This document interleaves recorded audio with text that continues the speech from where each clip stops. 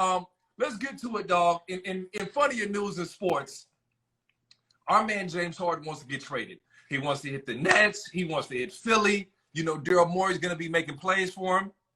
James Harden said he was in Atlanta working out with his trainer. Then reports come. He was at the party with I'm old, dog. Was it Lil Baby? Was it the rap? He's at the rap party. He's making it rain. Even more reports come out. And listen, Spice, you played in the league. You know he was working out. He got trainers. He comes in out of shape. Well, hold on. What's out of shape? A little water weight, fam. A little water weight. You know, like James is naturally a big fella. He's naturally, to me, he's similar to Baron Davis. Baron could come in 230, come back down 215. We've seen guys like that. Okay. So we'll say. So what? What the problem is? Okay, but let me get to it. Okay. We know he was at the party. We know he was hanging. Reports come out. This was common for James to do during the season. Brendan actually made the good point. James Harden will go kick it 4-5 days off, come back 50-point triple-double. What's anybody going to say to him? He had complete power over the players that came in. He had complete power over the coaches. You know, now he wants out. Is James Harden going about things the right way? Are we overreacting? Is it silly of Houston to have all these reports now leaking out to the public view of what James Harden's doing? Talk to me. Dude, we always overreact, especially now. Ain't nobody got nothing to do but be in somebody else's business. How do you know the man don't want to work on his post game? How do you know that? Like, you got to be able to overpower some people. And just because he got a little belly right now, what does that mean? If that man put up 40 on you, it don't even matter. Facts. And he could always lose that. But at the same time, you can't be in the post if you look like that stick figure that you just put up. You got to, and at the same time, bro, it's cuffing season. It's cuffing, like it's all type of snowstorms everywhere right now. It's time for the big fellas to shine. You gotta have that belly when you in the bed like that, man. Girl gotta have something to grab onto, man. That's where he's going. He killing two birds with one stone. He getting ready for cuffing season, and he getting ready to get that post game something crazy. Like all of this here, boom, boom. Like ain't nobody up on that belly, bro. Imagine playing Shirts and Skins with James Harden, dog. He come out there like, you ain't about to go Shirts and Skin with James Harden, bro.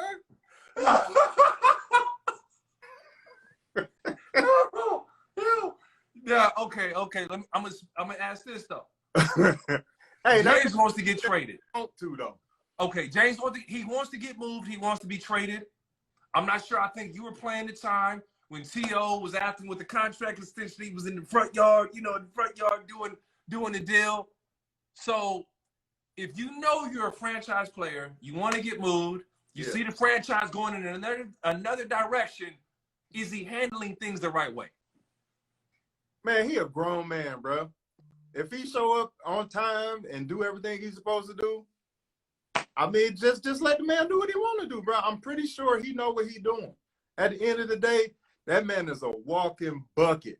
I don't care what he do, bro. That man is a machine. And maybe he want to run a lot of half-court sets. I don't see him getting up and down the court with if that's maybe he want to run a set game, man. You know what I'm saying? Man. Hey, let me ask this.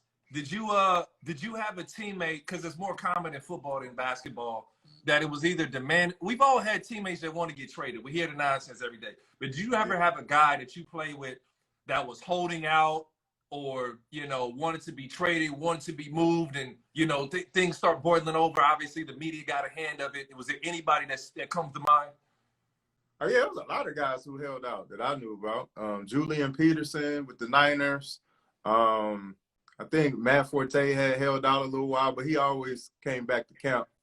But it's like with football, it's different, bro, because you need that grind. And if you ain't working out or doing what you're supposed to do, or like at least working out with like shoulder pads and helmets, it's gonna be hard when you come back, bro. That ain't to mess around with, bro. It's like boxing, dog. If you ain't in the ring boxing and doing the movements and stuff like that, you try to come back, it's gonna be a wrap for you real quick, man. But I know Harden. He know what he doing, bro. Like, man, that's a good point, though. I've been playing basketball, man, since y'all was 3 years old, bro, on the Fisher Price rims, bro. So Facts. I ain't even worried about it, man. That man got a little pudge. So what? So everybody in here got a little pudge every now and again. He can work it right off. That's a good point, though, because from an NBA standpoint, you never want to peak coming into training camp. You want to be in shape. You want to be good. But, I'm going to work myself into shape during the season. Oh, my jump shot ain't there. My handles ain't there. Whatever. You can get yourself in shape as the season goes on. I know, like, even LeBron James, like, LeBron wasn't trying to peak against Kawhi game 1 or even Christmas Day. Come later on in the season, we saw the King show up. So, basketball players, it is very common for guys to wait to get in peak condition. Now, one time, James Harden pulled this, and he pulled his hamstring. Came in out of shape, didn't work, pulled his hamstring, had to miss some games, came back on fire. Let's switch gears here, Doug. Let's switch gears here. I got another one I want to run down to you. Me and Brendan, we talked about this earlier in the week. You got a Letterman on? Yeah, dog, UCLA, fam. I didn't get the memo, bro. I would have got my Letterman, dog. You have your own shirt. What does your shirt say? Cream Bigums, baby. No, come on, man. Like we didn't know Cream played on the Dream Team. We didn't know Cream was on the Dream Team, man. Him and Isaiah, dog. They were supposed to be on the Dream Team, bro. I don't know what happened, man. Somebody voted them off. Somebody was hating. You know what I'm saying? I hear Mike talk about Cream in the last day. He want to get Cream no love, bro. That's the thing, man. He's so good. Nobody even want to talk about him. Hey, real quick, can I ask? I'm a little off topic while it's there. When you talk about Cream, and Zion came in out of shape, fam, you broke the internet talking about that Zion. No, listen, like, did you expect that? Is it any heavy basketball players Cream now, or any guy missing threes? Dog. If anybody come in out of shape, that video is gonna resurface every time. They used me for the James Harden joint, and it happened. Just so happened I was wearing red, so they was like, "Oh, this is perfect. This is what it looked like when he come down the court for Houston now, dog." So, all right, well, anytime anybody come in out of shape, they gonna use that video, bro. Facts, genius, bro. I just had to ask real quick. So. MVP voting, we're doing our predictions now. Giannis was a 2-time MVP of the league last year, and they're trying to project who's going to win MVP this year. I don't know if I'm feeling these predictions, dog. So I'm going to shoot them out to you, then I want you to run down how much you buy this or how much you don't buy it. Luka, and hold on, I'm going to read them all first, then we'll go back through each of these players. Luka Doncic, 36% chance of winning MVP. He's the highest. Number 2, LeBron James at 29. Giannis Antetokounmpo, the reigning defensive player in MVP the last 2 years, at 14%. Anthony Davis at 14%. And Steph Curry at 4%. Luka Doncic is the front runner for MVP, according to ESPN. First place votes. Do you buy this or not? You think Luka could be the MVP this year?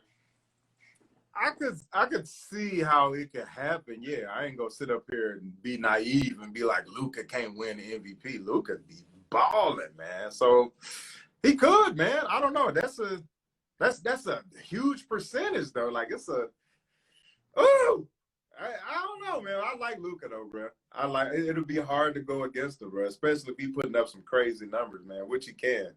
So I don't know, man. I don't know. That's a crazy list, though. But they leaving some people out, though. They leaving a lot of good players out, bro. Who you think they living out, fam? Who you think is left out? They got Dame on there. They ain't got KD on there. Thanks. Like, I mean, what is going on? I think he on there? Our MVP, I don't know how NFL does it. It's more so how consistent were you through the season? So when I see Luka I think if he's healthy all season long, he's going to have the numbers. Dallas is going to be, second or third place in the West. It's very feasible. My question comes into play. His body breaks down, fam. His ankle or something always breaks down. When I think of Luka, also, take away the athleticism, he's the heir apparent to LeBron James. If he can stay healthy, he's the heir apparent to LeBron James because, like you talked about, he's a walking triple-double. He's clutch. He meets all the intangibles, but at some point he breaks down. He's going to have to take 2 or 3 weeks off, and then Dallas starts to lose games. So that's what I think is holding Luka back. And me and Brendan talked about this yesterday. If you're going to be the heir apparent to LeBron James, you're going to take the throne. You're going to be next up because Giannis is a different beast. I don't see Giannis having a LeBron James type of success. Hopefully he does. I just see having more of a chance from Luka. So that man might be gliding from the 3-point line. Like he got that new money. He got that new money, dog. No, you're right. But I think if Luka can be obsessive about taking care of his body, fam, he has a chance to put himself in position. How big is it when you talk about taking care of, like we see you work out every morning, big dog, you in there hitting the back, and I can only imagine that mindset doesn't change from when you played. Was there anybody that you played with that comes to mind that took care of their bodies or was obsessive, or an OG who kind of taught you like, hey, Anthony, come here, man. You're not running enough, man. You need to, step it up. Somebody who showed you kind of the ropes. Bruh, I've never seen anybody like T.O., bro. Dude, it's only so many people that are like cyborgs and just like just straight up built for it. Like, you remember the Terminator, like the first joint, when the dudes was just like falling out the sky? That's T.O. That's T.O. That's Julius Peppers. That's Bryant Young. Like, dudes, like this dude, Bryant Young, got shoulder surgery, bro. And within like 3-4 days, this dude had like 365 on the incline and like repping it. I'm like, how? Like, how? How do you line up against something like that, dog? If this dude wanted to bull rush you, cancel Christmas. It's a wrap for you. It's a wrap for you on this particular play. Like, this man bull rush you, dog. It's a wrap. But T.O., bro, this man broke his leg in like December. Like, leg is broke. Like, can't walk. The man played in the Super Bowl and like balled out. Man had Facts. yards, bro. Just like I've never seen something like this dude. Like T.O., Julius Peppers, Bryant Young, them dudes, I swear, if you pull their skin back, bro, it's like straight up fire. Was there ever a morning or a workout where you walked in the weight room and just saw T.O. doing something? You like, dog, like are you kidding me right now? Like, dog, we supposed to be here at 7 a.m. You here? Like, is there any day or story that pops out? We used to with the Niners, our locker room was open like 24 hours. And they had security there and all that other type of stuff. But one time I came back in there because I stayed like 5 minutes from the facility. I had left my wallet in my locker.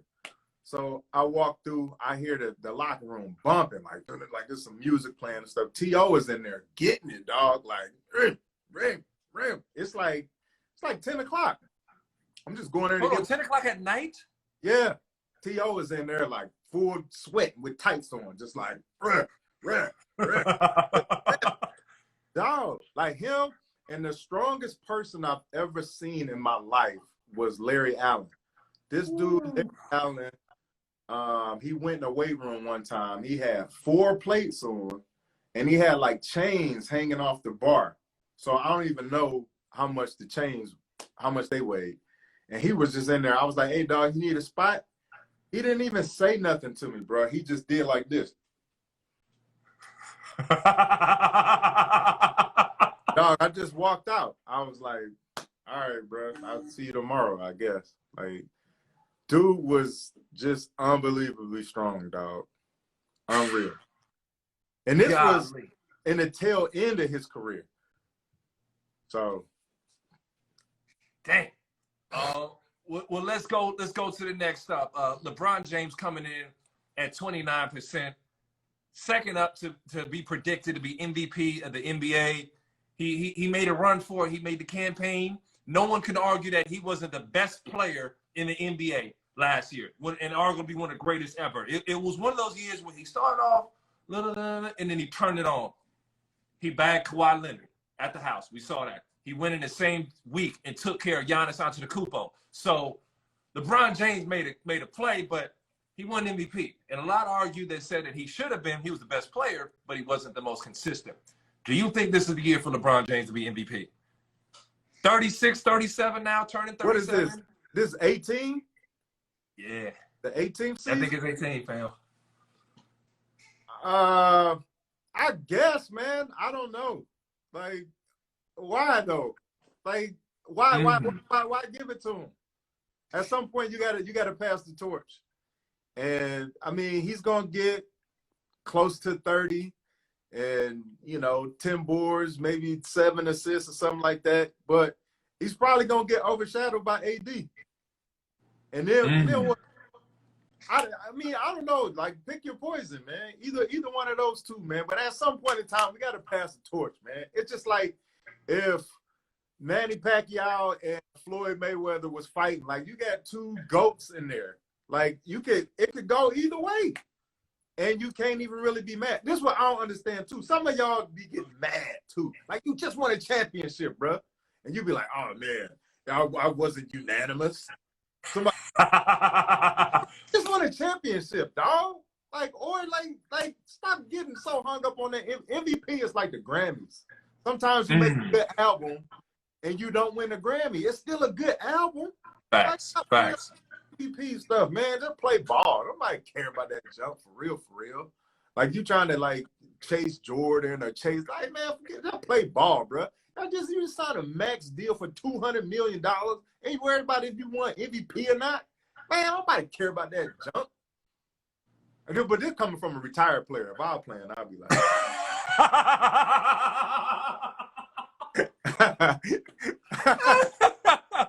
no, man. In all seriousness, I think LeBron knows he ain't going for MVP. But if he's playing well, he gonna have that push and see, like, man, maybe I could fall into that bad boy. And I think we've seen it just about every year, even though he may not deserve it. He gonna make that push, and maybe they vote him in. They want to give him that honorary MVP. So it wouldn't surprise me, but I don't think LeBron needs another title. Because if he wins MVP, doesn't win the title, what we gonna say, Spice? What we gonna say? He'll never be greater than Jordan. Jordan had 6. Jordan had 6 and 17 MVPs. Hey, man, stop it. Facts. What about you brought him up? We'll skip Giannis. We'll come back. Well, Giannis and AD, bro, they're both tied at 14%. Now, keep in mind, some people were really pushing AD for MVP last year. Now, no one could argue that he was the best player on the team, but he led the team in every statistical category other than assists. Keep in mind, LeBron James led the NBA in assists, but he led the Lakers in every other category. Lakers end up closing out because of the bubble, first place in the Western Conference with the bubble. So MVP counted prior to that. Do you think this is the year for Anthony Davis, who just won a championship? He's certified now, dog, to go out and win an MVP, because the MVP would mean a lot more to Anthony Davis than, either Giannis or LeBron. Do you think this is the year for Anthony Davis? Preseason polls predict him at 14% now. You know what? I think so. I think he got that monkey off his back. He won the championship, and now it's just like, all right. He won Defensive Player of the Year one time before too, right? I don't think he got that. See, some people thought he would have got it this year, but Giannis got MVP and Defensive Player of the Year. That boy walked away with everything. He deserved it, though. All right. So, yeah, I think, like, he got the pressure off him. He got a championship. I think now he's about to get, like, go for everything right now. Like, why not? Why not? Because all the onus is going to be on LeBron. So, my man, like, this is the perfect time for him to make that run and be like, look, I'm about to turn this thing upside down. And he going to have the green light because LeBron going to keep beating. So this is the perfect time for him to do it. And, LeBron ain't tripping off that. He not tripping. He want AD to win MVP. That's going to make him look even better. all the assists that he gonna be getting, all the lobs, man, LeBron gonna be throwing like all type of no looks, bro. Like he gonna be creating stuff, dog. Hold on. How does the no look again? He gonna be going up for a dunk like this and pass it to AD somehow, bro. Like he about to be doing all type of stuff, man. This up, down, left, right, be a start in that mug, bro. Facts. They contra code on that joint, dog. I can't wait. And I'm with you. I'm with you. This could be. I think it will mean more to AD. Lakers also have a chance, likely, to have a much better record than everybody other than Milwaukee, dog. Hey, that man hit a contra code out there. Some of these young bulls don't know what that means, dog. They never played Genesis and none of that, fam. You went over their head. It's the OG gamer right there. Yeah, up on it. What about you brought him up, you talked about it. Giannis Antetokounmpo. I'm not sure what the record books say. I think a three-peat would be either the most or tied in history for MVPs in a row. Do you think this is the year? When I think of Giannis, he's the guy, he don't got no off switch. You know, some people like, man, we tired. Like that boy, he grew up in the streets selling trinkets, fam. We know he got the Supermax. He don't think Supermax. This man left the bubble angry and upset. Do you think that this is the year for Giannis Antetokounmpo to win MVP? Now, keep in mind, every single year, his categories have risen. So you have to tell me his points will rise again. So last year, people don't know this, why he was clearly had to be MVP. He had to be MVP because this man averaged more points, more rebounds, more assists, more block shots, more steals in less minutes. So on top of an MVP year, in less minutes, this man got better. Do you think he could make that same type of growth with Drew Holiday, Middleton back, no Bledsoe, no George Hill? Do you think this is the year for him to three-peat as MVP? I can't see him getting it over Anthony Davis, bro. Like, not with the supporting cast that Giannis has. Like, it's just because he got to do everything, bro. Like, it's hard to do everything season after season after season, bro. And it's just like, I understand, like, he got bulked up and all that other type stuff, bro. But it's different, bro. It's different. And to have that type of consistency is hard to do, man. There's only so many people that can do it so long. And I don't know. I don't see him getting it over AD. Nah. Okay. How about at 4%? Now this man put some respect on it. A lot of people ain't put no respect on this man's name. Only 4% MVP. This man was a 2-time MVP before. There's no Klay Thompson now, so he's going to be asked to do more. Do you think Steph Curry could be MVP?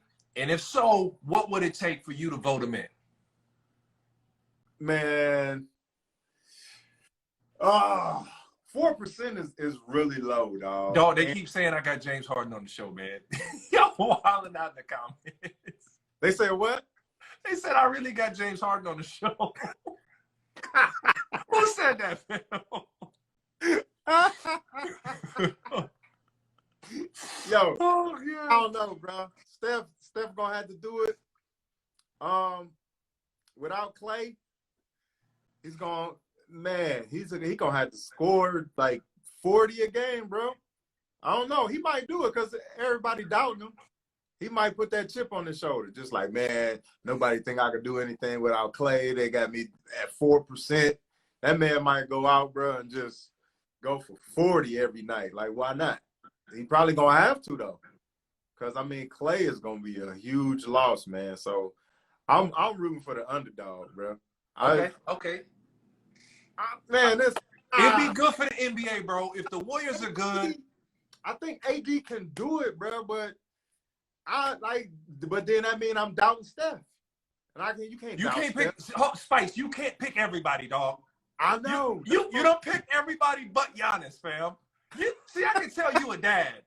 It was your turn last time. You're not MVP at dinner. It was your turn last time. You got to take out the trash. You get ice cream tonight. All right?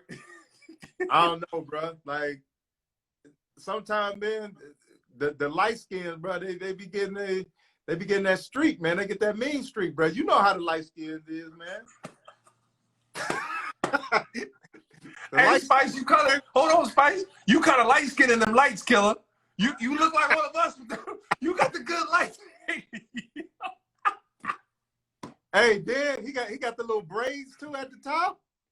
He got the braids at the top and the side. Yeah. The perfect time for him, man. You know, I ain't even think about that, dog. When you just get the braids just at the top, that take your game to another level, bro. To another level, man. Behind the backs, the no looks, the 3-point from half court. It might be, man. I don't know. But then look, like you leaving out KD. But here's the deal. That I'm gonna eliminate LeBron and KD. And I know y'all ain't gonna want to hear this. There's no way they get MVP this year because we've never seen a load managed MVP of the league. Kevin Durant's gonna have to load manage. LeBron James gonna load if you like, we not playing back. MVP gotta play back to backs, dog. MVP gotta play back to backs. Am I wrong? Well, hey, when a quarterback ever won MVP and he had to hand the ball off the whole game? Hey, you gotta listen to your coach, man. Right? You ain't getting MVP as a game manager. Coach said no. Coach said no. You gotta listen to your coach, man. Baby, coach want to shut you down, man. You gotta shut it down, bro. What can you do? That's what I'm saying, dog. You going for MVP? It's a grind, fam. Listen, probably the hardest thing. Face it. Shout out Cool's 84 buying the badge, man, repping with us with a badge. Yeah. Like, that's what I'm saying. I don't think it's going to happen. Let's get in your wheelhouse, though, big dog. Let's get in your wheelhouse. I got to talk to you about this, and I want to know your thoughts and feelings because I went crazy. I didn't play in the NFL, but I went wild watching it. You should have. Lamar Jackson and Baker Mayfield showed us what we've been waiting for. Lamar ran when needed. He passed when needed. Baker Mayfield had presence. We thought he was at Oklahoma, dog. He was throwing it downfield. He checked down. He ran one in when needed, slid in there. He had swagger, but it wasn't like over the top, like beating us. Like I thought he was emotionally in check. Correct me anytime if I'm wrong. Was that the type of performance? Can we expect more of that? Is that what we've been waiting for? Or was this just one of those games? You know how hard it is because next week they're going to have a different game plan for Lamar. The next week they're going to have a different game plan for Baker. And Lord knows my game plan ain't for Baker. It's for Kareem Hunt and Chubb in the backfield. I ain't worried about Baker the same way. So what can we expect from these two individuals? Maybe start with Lamar. Let's talk Lamar Jackson, man. He's been in a bit of a... He had a little dip. But we like Lamar. It's almost like you got to scrap, bro. Like you team Lamar or not. Like Brendan said Lamar wasn't playing well, and T.O. was like, dog, like you got to see me. I was like, whoa, chill. Fam, like I didn't know Lamar Jackson was a game, fam. It's Bloods and Crips. Dog, you Lamar or not. Like, dog, it went down. So talk to me about Lamar Jackson, man. Yo, Lamar he's like a once in a lifetime type player, bro. Like that dude he's phenomenal, bro. Like it's as a defensive lineman, you got to wrestle 350-pound offensive linemen, and you got to put together like your best moves to get off of these guys, man. That jump takes so much energy. But after you get past those dudes, then you got to face Lamar Jackson, dog. And if you get 2 feet away from him, 1 foot, this dude would teleport somewhere else. Like he's like lightning, dog. I never really seen nothing like at a quarterback position. And like, I mean, he didn't got props from Mike Vick. Mike Vick just. Did you play against Vick at all? I know y'all were in the league same. Yeah. What was Vick like? What can you draw? Because you had to. Because I met y'all sitting in that film room like. Bro, you watch it on film and you be like, okay, yeah, I can do this. But then when you see it in person, bro, I swear to you, this is what it's like trying to sack Mike Vick. This is what's gonna happen. Like you basically trying to grab air. Like he's already over there. This dude is like like quick, dog, just so fast, bro. And then you think like, you look at him on TV, you think he like 6'2", 6'3", dude like 5'11", 5'10", or something like. Like I'm like getting down in my stance and stuff like that. You know how you like scope the backfield and everything, like once they break the huddle. And I'm like, that's dude right there. That's Mike Vick. Oh man. But that dude is so fast, bro. It is unreal, dog. Like it's like trying to catch like you ever see the commercial with John Randall like chasing after the little chicken or the rooster or something like that? Yeah, bro? yeah. Dog, it is. You need your teammates. I'm telling you, to try to tackle Mike Vick, you need your teammates to like surround. Because sometimes you'll make a tackle and you get up and you think it's all about you, but you didn't know like the defensive end was like caving in on it. Like you need your teammates. It's got to be all 11 to him, man. It is the same thing for Lamar Jackson, dude.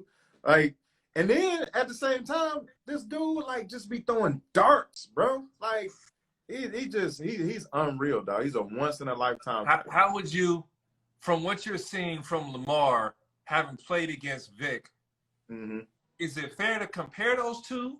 If so, how would you compare them? If not, like, are you looking at two different beasts? I feel like personally, from my mindset, you never created an offense for Michael Vick. You put him in a traditional offense, and he just made things happen. They've actually tailored an offense for Lamar Jackson, where they play heavy, they let a lot of tight ends, and they don't have a burner out there in Hollywood Brown stretching the field. And now when you go, if you don't go heavy, they're going to run down your throat. If you come out and you go heavy, Lamar's going to burn you because now you don't have enough speed to guard him out there. What can you compare, if not about those two, from having played against Vic and having seen Lamar and watching him? Because like you said, he's a generational talent. I think with Lamar, they're doing like RPOs and all of that type of stuff. They didn't do that with Vic. Like they didn't run like imagine Vic having a run pass option. Like it would have been stupid. It would have been stupider.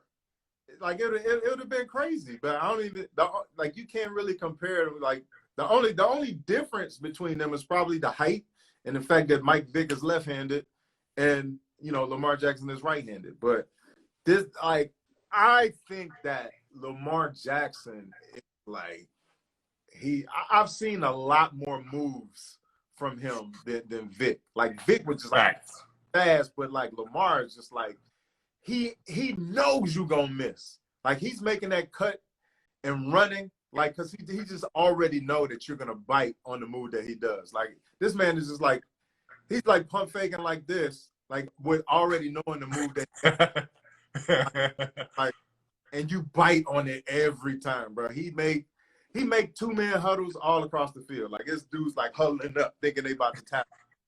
And dude, he is unreal, dog. In basketball, we call it a business decision. Oh, so you see a dude about to bang out. Normally, coach wants you go block the shot, block it. You do the run by. Like, do you see Lamar and when you played against when those guys have business decisions? Like, cats be running like. Oh, it's a lot of business decisions being made. Trust me, and it's a lot of people who just like they'll just like freeze when they try to like like. Hey, you get past them offensive linemen, and then you see him, and it's just like, oh man, I don't know if he's going right or left. I don't know. Like I think your best bet is just go where you think he's gonna be, and tackle that, and you just tackle there. Yeah, just go right, and you might, I don't know, it might turn out to be the best thing you ever done, or the worst every time. Oh, EJ Brand, EJ. Yes, sir. EJ Brent. Hey, nice. I want to talk Baker Mayfield, man. Baker Mayfield had a whole lot of hype, man. They called him the next Drew Brees. They even went out and got that man OBJ, sold the house for OBJ. Listen, the first round pick of football, that's something, fam. That's a game changer right there. Yeah. Baker Mayfield finally showed us what we've been looking for. He had the throwback on draft day where he was Brett Favre, you know what I'm saying, swagged out a little bit. We know he's a dancer. We see the commercials. He's been in the spotlight. is this something we can expect the game that we just saw from Baker Mayfield? How would you compare him? Is Baker what we think he is? Is he not? Where is he? Are we still too high, too low on him? Talk to me.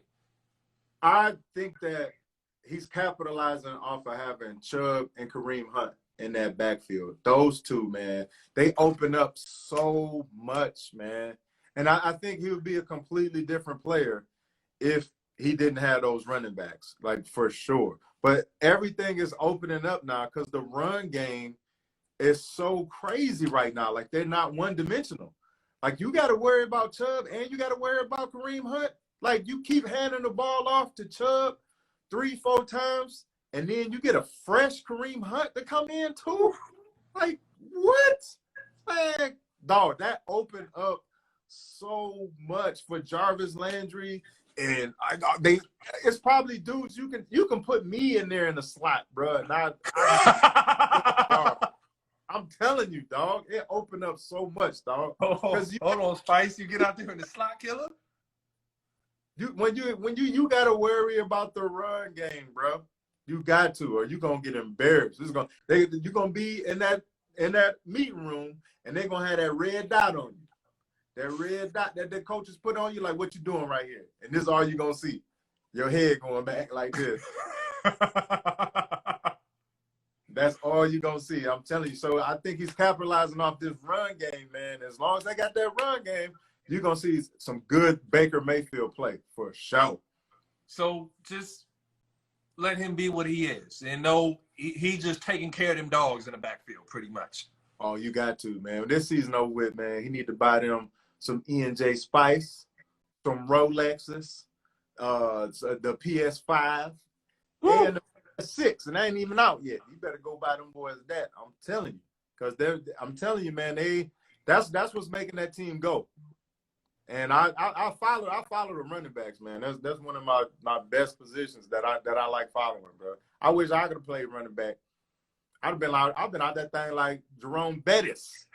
I'd have been like, he'd have bust. I would have been, I don't know, like the Greyhound or something. The motorhome. Yeah, I've been the RV. He'd have bust. The RV. Okay. While we on NFL, who's your two picks to make it to the Super Bowl this year? Let's go NFC first. Tom Brady's there. Drew Brees-less Saints are doing their thing. Personally, in my mind, no one's really wowing me. The Rams have showed some light.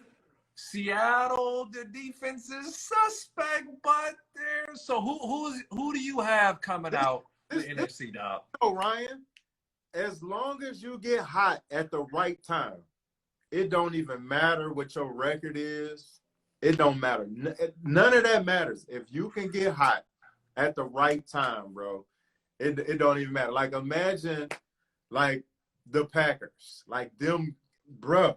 I'm telling you, they start clicking on all cylinders, man. Defense, offense, and then you start believing that you could win it, bro. I'm telling you, you a dangerous team. Okay, let me ask this then, because my naked eye doesn't always see it. Mm-hmm. Do they have enough defensively to actually put stuff together? Are they injured? Why are they so poor on the defensive end? Dog, none of that matters.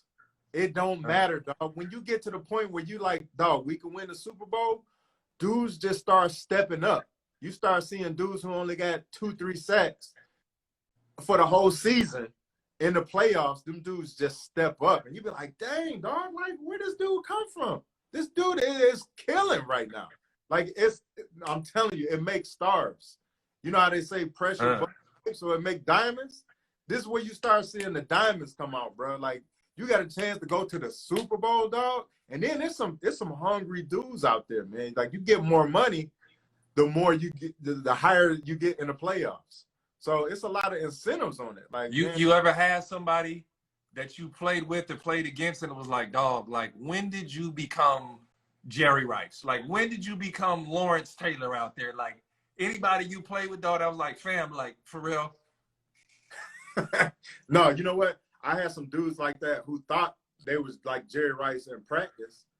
Like, oh, you gotta chill, bro. Like, what are you doing? Like, you not Orlando Pace? Dude Do what the card said, bro. Stop trying. You be trying to pancake, like, dude.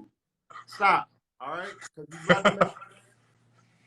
But you always get the workout warriors and stuff like that at practice, and it'd be like, dog, how come you don't be doing that on Sundays? Like, you trying to do this out here on the practice field? Do that junk on Sunday, bro. Like, we need you on Sunday, not on Wednesday. You out here thinking you doggone Joe Montana out here, man.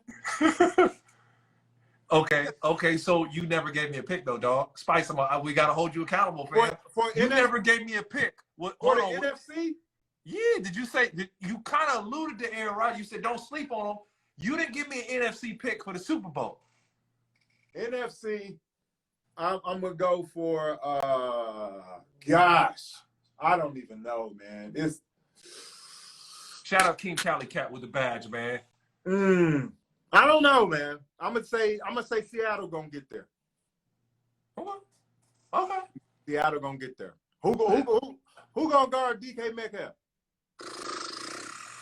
I tell you, it rhymes with nobody. And Russell was gonna get the ball, and then you got Lockett too.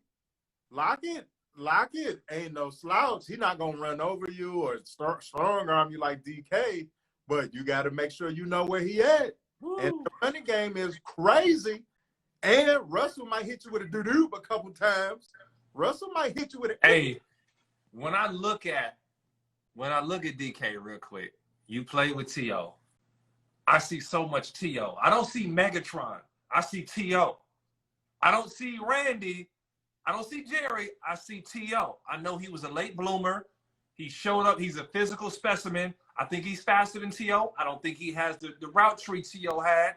I think DK's almost too fast. So, like, he'd be outrunning the steps sometimes. Like, is he more T.O.? What do you see? How would you compare those two? Shoot.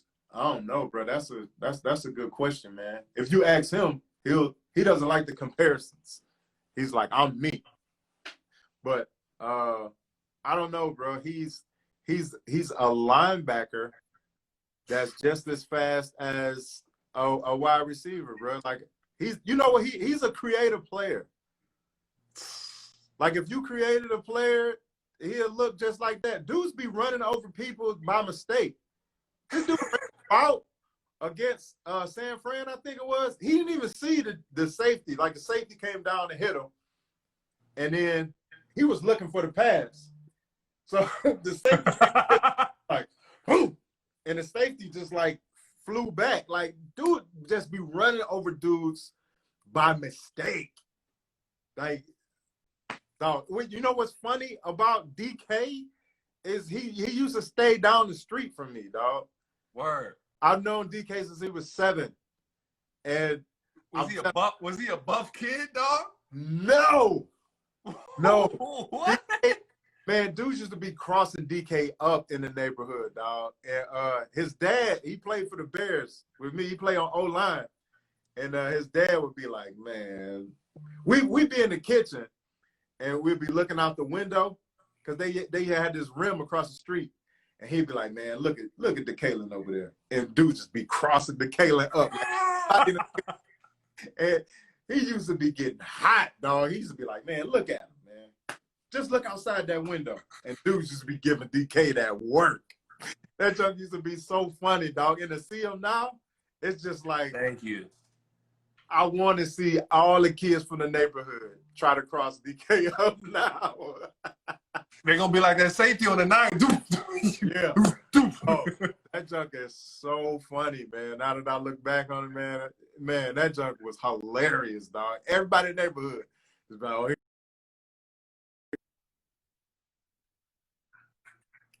golly. hey, but okay, AFC, Chiefs all day, twice on Sunday. Chiefs, no question. So the Bills. Pittsburgh just lost. I like the Bills. The Bills are serious, but the More Chiefs. than Pittsburgh? Pittsburgh just lost, fam. No, No, hold on. Bills. No respect. I said the Bills. I said no respect on the Steelers. No. Why? Why can you give them no respect and they just lost? The Bills did? No. The Steelers have been undefeated up until this point. Why do they have no respect, dog? Oh, why don't they have no respect? Why are you just no? Like it was like Steelers like no, like dog. They lost one game. Why? No, like talk to me. It's just the way that they lost, bro. Like it was just like, are they really that team? Like if it went down to the wire, if it was like a nail biter, you'd be like, yeah. But I mean, I like Tomlin and everything, bro. But putting them up against the Chiefs, I don't see it. Dog. Mahomes is throwing no-look passes, bro. And he's looking at safety and passing over here, bro. Like he's just making up plays. That man said the other day, the play that he did, it worked in the PlayStation. Out there, man. They like describe this play. Oh, I just thought I'd try something that I did on PlayStation. Like what? Like how can you not go all out for this dude, man? Like saying stuff like that, man. That's and I tell you what, people on defense, like you want a quarterback like that, bro. Like you gotta like you understand like if the offense get the ball, like they gonna score. Like man, that's a different type of mindset you have on defense, bro. It's Yo, like the way they disrespected the Raiders, it was like the little homie had you down by 4 or 5. It was like what? Like against the Raiders when they turned it on. Okay, let me real quick, Sky. Are you good on time? Somebody in here said, "What about them Cowboys?" All right, can you stop, please? Boop, boop, boop. Hey, hold on, Spice. Are you good on Spice? Are you good on Spice? Are you good on time? Yeah, I'm on quarantine, bro. Okay. I'm just making sure, big dog, because we roll it. I want to respect the time now. Okay. So, all right. Let me ask this: you play D-line. How many years in the league, Spice? I forgot. 9 years in the league. Yeah, like you, dog. I couldn't get to 10. Boy, when I tell you I got to buy a thread, boy, we were emailing teams and I had to show out in training camp. Dog, I ain't never come to training camp non-guaranteed, Spice. In my first training camp non-guaranteed, boy, I twisted both ankles and played through them. I was like, we getting 10. That's what I didn't want to happen to me, man. Like, I didn't want to, like, teams be, hey, man, we need you to come in for a workout. Bro, just throw the game film on. Like, what I need to run a 40 for? If I got to run a 40, it's a problem. If I need to run 40 yards down the field, trust me, we lost. Oh, okay. No, seriously. Let me ask this. You talked about Mahomes in the video game. Who is the worst to game plan for? Mahomes, Lamar, or Vic? Who would scare you the most? Ooh. And you play D-line, Mahomes gonna be throwing that thing. He's not the runner, but he the gunslinger. They've had success blitzing him, but we see what he built like now. He popped Tom Brady. That's a whole different deal. Now, Lamar gonna juke you out your shoes. You got to worry about the running back in the middle once they get rolling, and then don't let him mess around and complete some passes. Now you really screwed. Michael Vick, boy, you talked about Vick earlier. Who would you least want a game plan for? You played on the line. Do I rush him? Do I not? I would say Lamar, dog, for sure. Lamar, because I've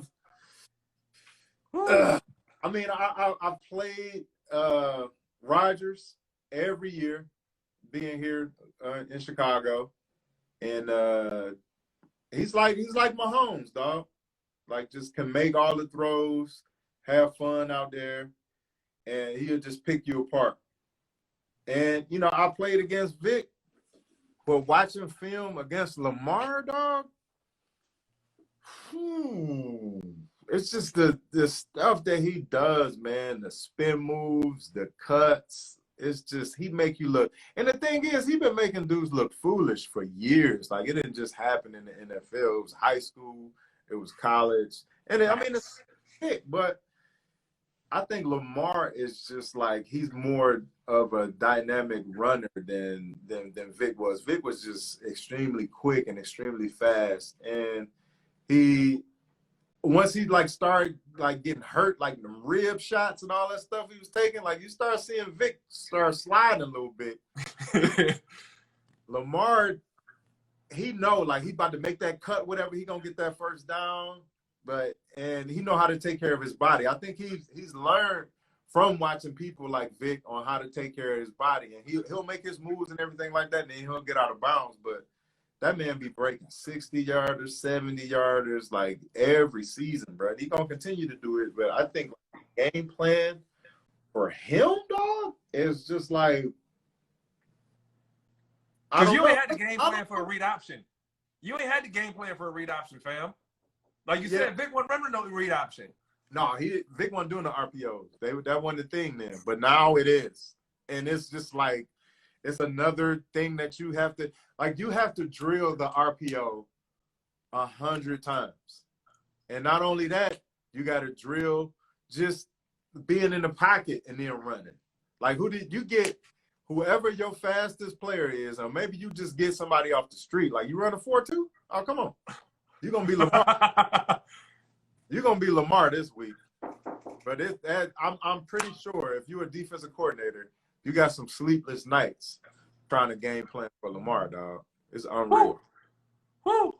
Dang, that's good. That's good stuff right there. People pay for that, bro. Like this is real talk we got going on right now. Oh, no, I know. Hey, listen, listen. How do you go to the movies, Ryan? Excuse me? How do you go to the movies? Like, I'm sitting down in this chair, like the back of it's right here, but I'm 5'11", bro. This is you at the movie theater. Like I can't see. I won't be able to see nothing, bro. Like you owe me money if I go to a movie and I gotta sit behind you, bro. Because I won't be able to watch the movie. Hey, low key, like. I like to grab the seat with nobody in front because I put my foot on the chair. And I feel like if somebody in front, I don't want to kick them in the back of their head. And like one time, I sat my foot like right to the side, but a lady just went right into the foot. I felt bad. She went right into the foot because I was not expecting her to move. But I was like, let me slide my foot in real carefully over there. And I got her. But you know what's funny, dog? I knew I was starting to get old or my time in the league was up when I started going to the movies by myself, fam. I don't know if you did that during your later years, but we travel more than football. That's weird. Was going to the dog. I was going to by themselves, Ryan. That's weird, bro. That's weird. Hey man, see, I'm 5'11.8. This is the official combine record. I'm 5'11.8. Hey, honest question, no jokes right here. Were you able to dunk? Yeah. Really? Oh, yeah. I'm from Detroit, bro. You got to be able to dunk. I would not leave the gym without a successful dunk. Hold on, dog. Hold on. What is up with all? Because I got a lot of partners from Detroit now. What is up with y'all? And it's like we asked something. I'm from Detroit. D. Like that's my answer. I'm from the D. I'm from the D. Like dog. What? That is not dog. Like what? Did y'all come together as a group and was like, yo, if we go out of state, we from the D. Anybody shut? Look, we from Detroit. Like. That like you dressed fly today. Hey, I see you out there, Spice. I'm from the D. That's your answer, dog. Like that's just like it's biblical.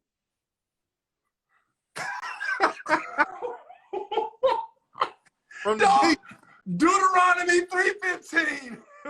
Thou from Detroit. Hey, first hesitations. Thou shalt be from the D. First hesitation. That's the answer to everything, bro. Like, I'm from the D. I mean, what you expect? But no, like Duncan, I might catch a tip on you, dog. I might get a tip. Boom. That's did you hold on. See, you know, a lot of people get on Cream Bigums. Cream Bigums, I watch Cream move, and I'm like, big guys don't move like that. Because a lot of us didn't put Spice and Anthony Adams together. I'm a 49er faithful. I'm like, I know Anthony Adams, but I don't know Spice. And now I'm like, oh, and I was watching the moves, and I told you when we talked, I was like he got wiggle in his head. I was like, big guys don't cross over. That's why the deal is so. I was like, dog, when you cock back and shot a 3 over the backboard, you split your legs like the Jordan sim. I was like, dog, he's hecka athletic. Like, so you hooped in high school, college, and like, where's the NBA? We know you were in the celebrity game for the NBA this year. You killed it. My brother Q Rich went like, you know, we're not gonna go. But I'm saying, like, did you hoop, dog? Dog, brother, I had to get surgery. I broke my whole hand, dog. Now I used to hoop in high school, bro. But I was like, I kept like hurting my ankle and stuff like that. Guard forward. All 5 positions. I could, my jerseys used to be like, they used to be all tight. Dog, I couldn't fit the jersey, man. It was bad for me in high school, dog. And then were you sloppy in high school? Nah, I was like, or you ripped? I've been this same size and height since I was 12. So I was like, you know, 5'11", and about like I was 289 when I was 12. Dog, everybody thought I was gonna be like 6'5", 6'6". I never grew vertically, but I grew horizontally. Everybody was getting their little growth spurts over the summer. Hold on. I was like, yeah, I'm gonna get mine. I'll probably get mine next summer. Next summer cup, I'm still 5'11". Dudes got a 6'3" now. I'm like, yeah, I'll probably get mine next summer. Hey, I'm in college now. It's like, it's a wrap for me, bro. It is what it is now. Hold on, fam. I mean, I'm from the D, dog. So we was all Pistons, bad boys, back-to-back champions. Isaiah Thomas, John Sally, Joe Dumars, Bill Laimbeer, Dennis Rodman, Vinnie Johnson, bro. Like, we used to be just hooping, bro. Just roll the rim out on the street. Car come, hold on, dog. The car coming, boom. Then you come back, boom, dog. That's all we did. Hold on. So since y'all were the bad boy Pistons, and you were hooping outside, like, if somebody went to the hole, like, what was it? One of those? Oh yeah. And you can't call a foul. No foul. Like you soft if you call the foul, bro. Like it's supposed to be contact. You soft. What you foul? Like dudes be arguing foul calls, dog. Like no. Like no. Foul. What? Dog, I barely hit your head. I barely hit your forehead with my elbow. Here, man, take the ball, dog. This dude hey, hold on. So was it the OGs who was teaching y'all? Yeah. So you know the OGs, they'll come by, man, with the gaiters on, and you know the slacks and everything. But you could see that the shot was still there. Let me get that back. Let me get that back again, young blood. And they just be shooting that thing. You be like, dang, dog, you get it. And then when you see them, like, after they get their clothes off, once they put on, like, some Air Monarchs and the high shorts, like, you can see, like, they really got game, like, for real. You be like, dang, dog. But they always be, like, in the post. Always be in the post. And it'd be hook shots. It'd be fakes. It'd be all type of jab steps. It'd be just basically Cream Bigums, dog. So hold on. Is Cream Bigums modeled after one of the OGs that you played with? Yes. I swear to you, any gym you go to, you see some type of Cream Bigums type guy. Dude got on goggles with the high socks, with the high shorts, like all the way up, and his jersey is tucked in. Like all of that. Like you see that old school dude and you got to pick him because, you know, there's only 9 players in there and you see him and you be like, man, come on, old school.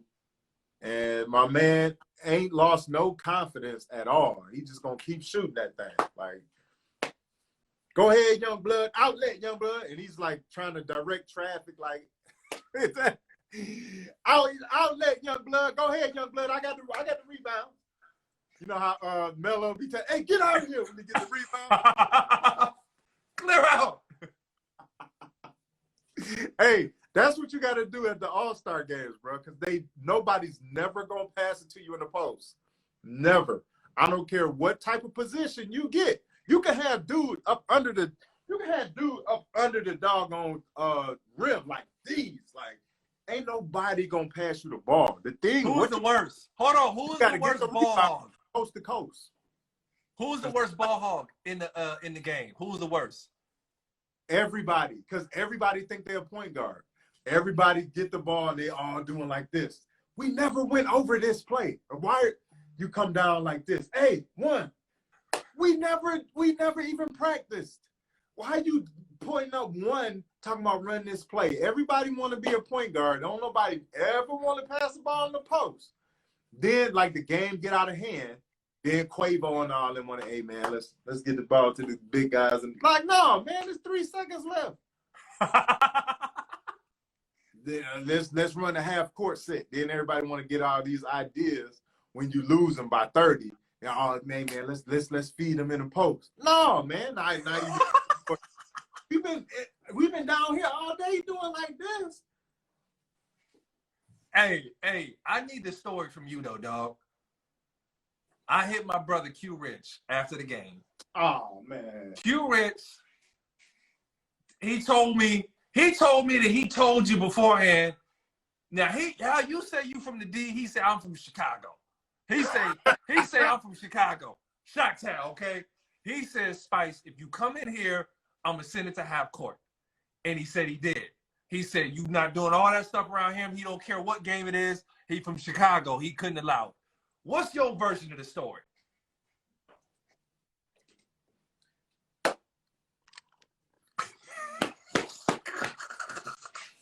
I come down the court.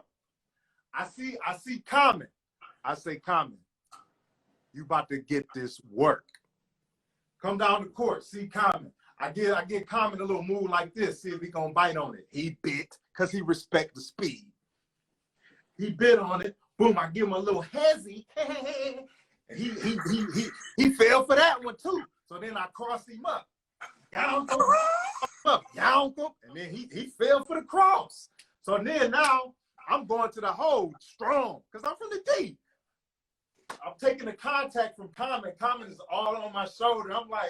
I'm taking the contact from him, you know, with the right? Boom, boom. And now I come with the lay right there. You heard that? That was Q Rich hitting my whole hand. I got the surgery right there. I sent Q Rich. And when I had got the surgery, everybody was like, oh, he swatted the ball. He hit my whole hand, dog. My whole hand was out of commission, bro. I was looking like a penguin. That's what people don't see. People don't see that part when I had to walk like a penguin home because my hand was all like discombobulated. And everybody was like, yo, Q Rich sent your jump. He sent my hand because he did what he hit, bro. Look at this. And that's the story.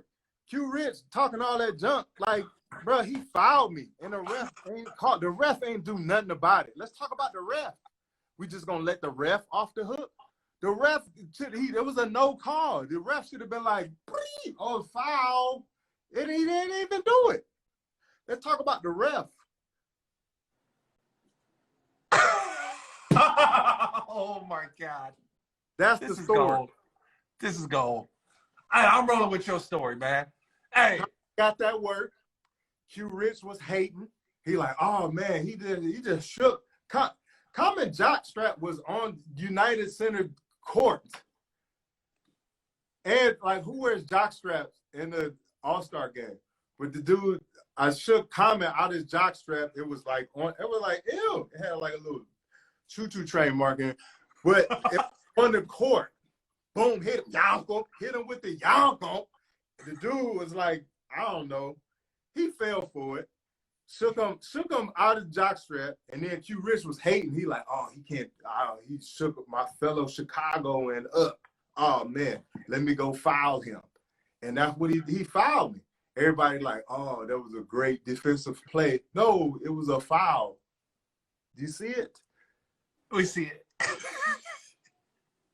Hey, I don't even really got a cool story. Like, it's just what happened. It ain't even really a cool story. When Kareem Biggums comes out, is Anthony Adams gone? Is he gone or he's out? I'm in character all day long. He's gone. He's gone. Out of there. I won't even answer you. He out of So there. we be like, yo, Anthony, yo, what up, man? Stone face killer. Oh my God. I can't. Yo. Yes, this is. Yo, Kareem Biggums is an overall 89 on NBA Live 19, bro. One higher than Magic Johnson, and will be dunking on dudes like yanking. The best ever, bro. 89. One higher than Magic? One higher than Magic, as he should be. My man Cyrus Smack in this thing. What up, dog? Yo, hold on, man. Cyrus Smack, what up, fam? Hold on, man. Let me ask this. Ryan, Does court with Kareem, dog, he's gonna embarrass you. And I know you. So Kareem embarrassed Common and got fouled by Q Rich. Should have. Kareem embarrassed Common and got fouled by Q Rich. Should have been a call. Should have been. Hey, okay. The Stephen OG was a terrible coach too. Who? Stephen A. Smith. Stephen A. Smith, all he cared about is shooting. What was he saying on the sideline? Coach the game, bro. Stop using all them big words. Just coach. No, hey, hold on. Do you have a Stephen A. impersonation? What was he saying? Hey, what did he tell y'all during the timeouts? It was, oh my God. It was one point where Paul Pierce was heckling me. And I put it up on my page. And Stephen A. Smith he kept pacing up and down the sideline. He was like, I need the truth. I need the truth. And Paul Pierce was just laughing the whole time. You know what I need out here? I need the truth. The truth will set you free. I was just like, bruh, they coach the game, man. Stop talking to this dude, man. Paul Pierce was heckling the whole game, bro. He like, Spice, I put money up on you, dog. Like, come on, man. Y'all losing. Man, Paul Pierce is a heckler, bro. Did you play with Paul Pierce? I played with Paul. Man, I played with Paul. Hilarious, bro. Hey, dog, Paul hit us one time in practice. We were going through walkthrough, and he was supposed to fight through a screen. And I went out. Stop it, man. Stop it. Hey, dog. So we on walkthrough, and I set the screen on Paul. Paul starts going around the screen. He gets clipped somehow and walkthrough, and he falls out. Ah! Paul falls out. This is my dog. Shout out, Paul. He came on the podcast already. He falls out. Everybody's looking at me. You just ruined the Celtics championship hopes. We were in the playoffs. We're playing Atlanta. Paul falls out.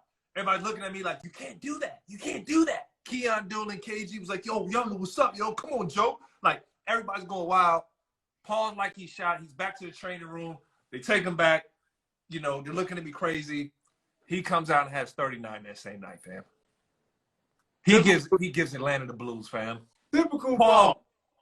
Paul gives Atlanta the blues, fam. Shout out Paul, man. That's my brother right there, fam. Paul Pierce, people don't know. Man. When I first started playing with the pros at UCLA, Paul Pierce was one of the first guys in the gym like helping me out, teaching me stuff. Paul Pierce, people on the post, all great players are gym rats. They don't just show up and be great. Like, what up, Justin? They're like, he's a gym rat. The dude be in the gym. And like, when I say every day, Paul's in the gym every day. Like, you don't realize, like, dog, he didn't just become, like, he's in the gym every day. Like, you know what I'm saying? Like, it was getting it in. So, shout out Paul Pierce, man. He had me scared. I thought that was my last day in the NBA. Walk through. Dang, dog. Come on. I really didn't hit him. He was just dramatic, fam. It was dramatic. He had 39.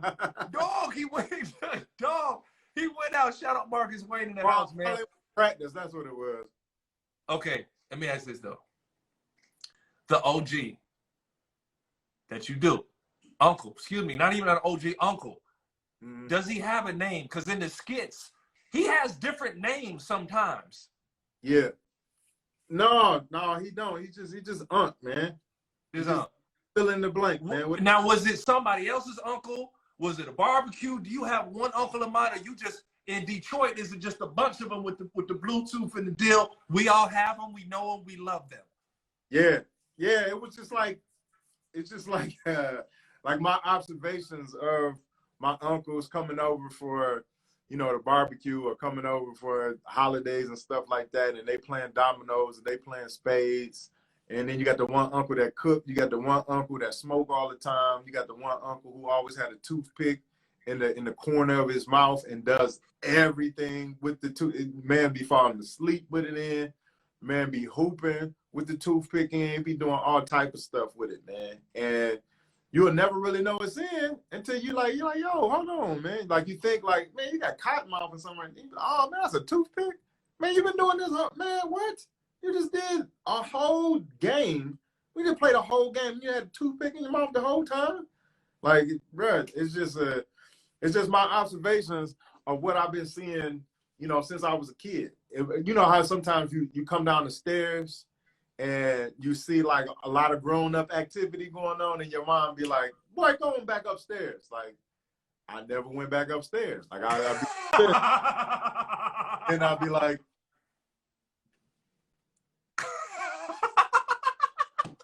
and I used to just be writing that junk down. Like, man, this is crazy. Like, man, look at my Uncle Earl right there, man. Uncle Earl. Okay. What will Uncle Earl be doing, dog? At the domino game, drinks get flowing, kids went upstairs, you in the background watching. What is Uncle Earl down there doing, dog? Uncle Earl got a good hand. And this man is talking about he put the dots on the dominoes. He just pinching, twinkie, 15, 10, 15 when I go. Like, he's slamming down every domino, bro. Going at will. And the back man just looking like, man, you got to stop him, man. Hey, man, don't worry about what the players be doing, all right? Man, you got to play what you got. Come on, man. You know, and it's steady long, steady wrong. Like, you hear this all over the board, man, and I'm just soaking up game, bro. Like, because you try to, hey, man, can you teach me how to play? Nah, young blood, you just got to play. Or they'll hit you with something like, I don't be playing with kids, man. Kids is bad luck out here, man. They be you can't never play, bro. They always be like sunning you, man. Like, nah, man, go ahead, young blood, man. Go give me some Kool-Aid, man. Like, you always got to go run an errand or something, man. You can never really learn how to play, but you just got to watch them. What about I think one of my favorite ones, dog, is the single uncle, and he in the mirror getting ready for the get down, dog. He in the mirror getting ready for the get down, and he going over his lines, fam. Yeah. Where did that come from, dog? Because you know the single uncle, the different uncles, some married with kids, they different, they'll play, they'll talk smack, but the single uncle, he ain't never really grew up, dog. He's still living. The single uncle is just like, he has like a saying for everything, man. Like, you can never get like just like a regular answer.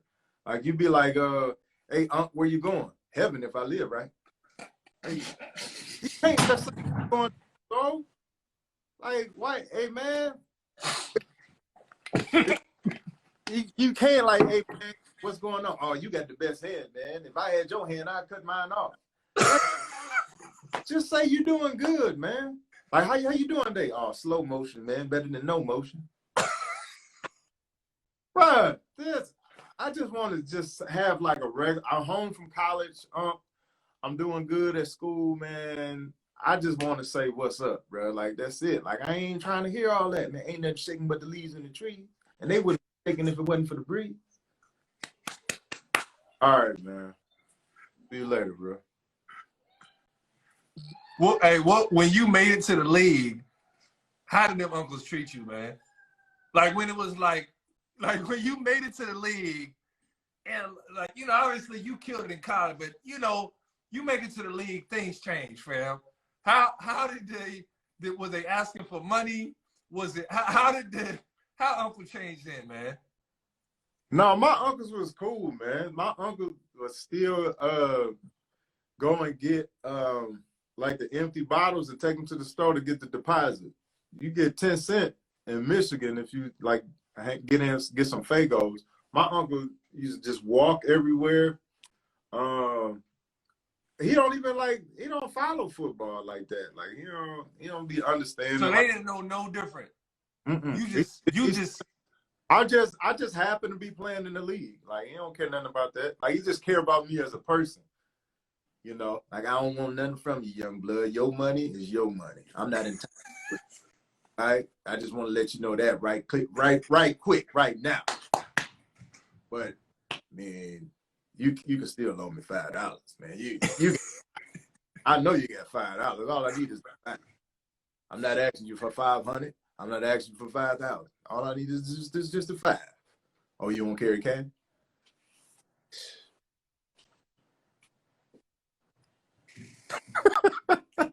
Dog.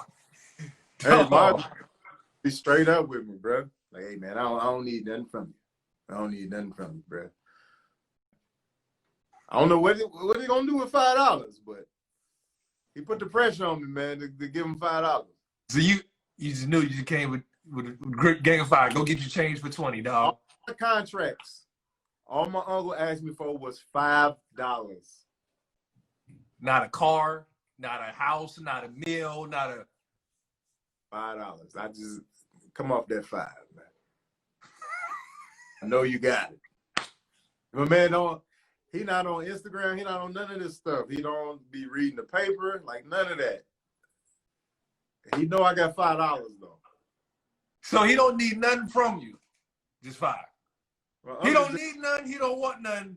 They don't care $5. Not my uncles. Some other people uncles, man, they be on some other stuff, man. My uncle just want $5, bro. That's it. $5. I don't know. I think my uncles is just like stuck in a time warp. Like, cause $5 ain't really gonna get you nothing right now, bro. $5 was a lot back then.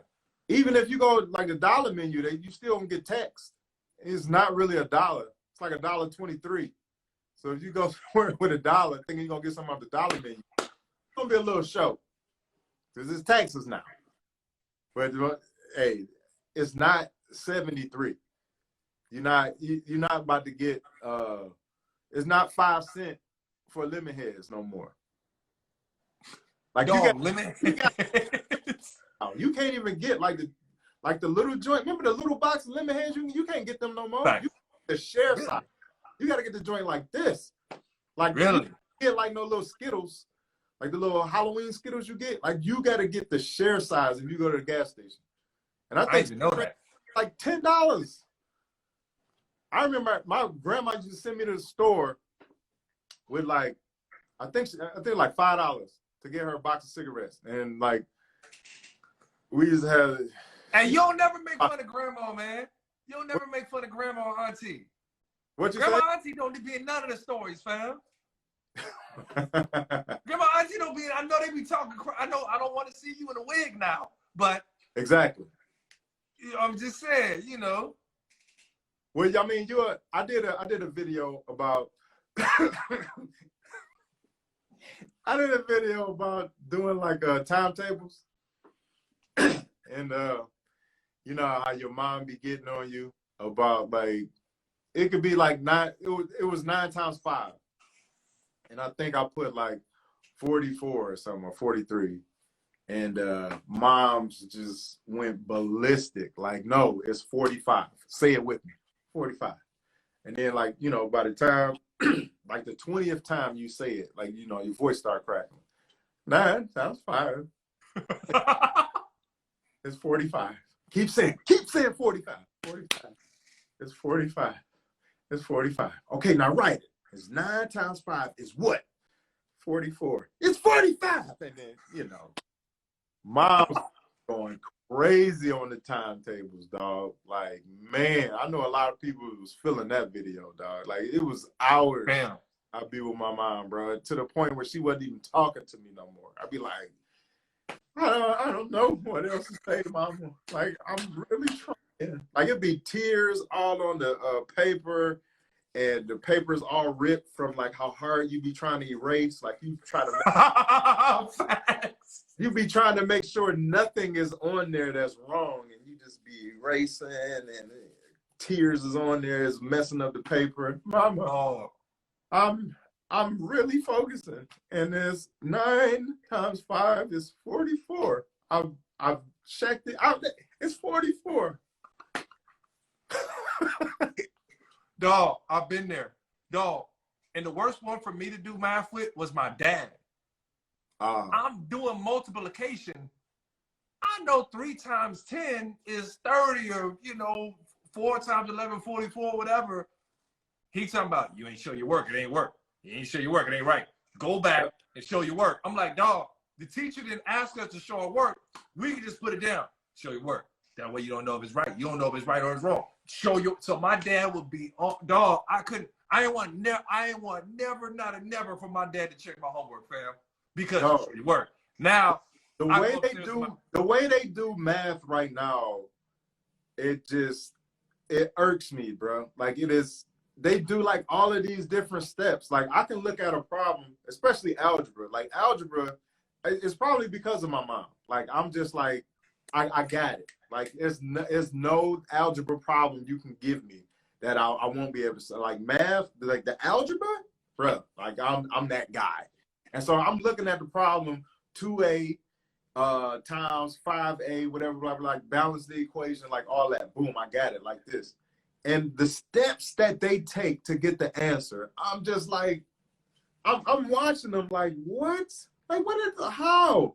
Like, no, bro, like, it don't even make sense, like, to me. Like, and then the timetable, like, I just know them. I just because I memorized all of them, like the whole table, like, I know it. It's embedded in my brain. Like, they be talking about doubles, like 10 plus, like, break it down. Like, no, dog, no, it's nothing to 9 times 5, 45. Like, period. Like, don't put all this other type stuff in their brain.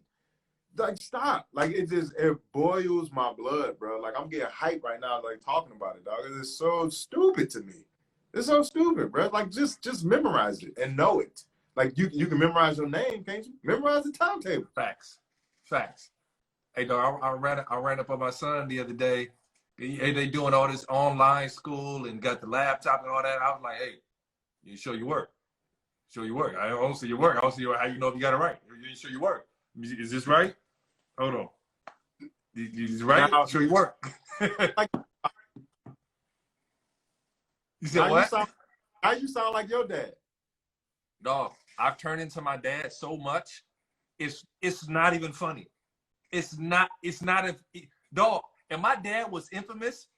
Before he would spank me, he would go on a rant on how he was gonna spank me, how it was over. He had to build the anticipation up before he did it and rant on it. So before I got the spanking, I'm already fried. I'm done. And every time he said, I'm gonna whip you around this house, boy, then I'm gonna come back around the house, I'm gonna whip you again around the house, and then you gonna go upstairs, then that's gonna be it. Like, dog, and then by the time I'll get to spanking, like, golly, like, it wasn't even that bad, bro. It wasn't even that bad. I used to think that the parents used to be tripping.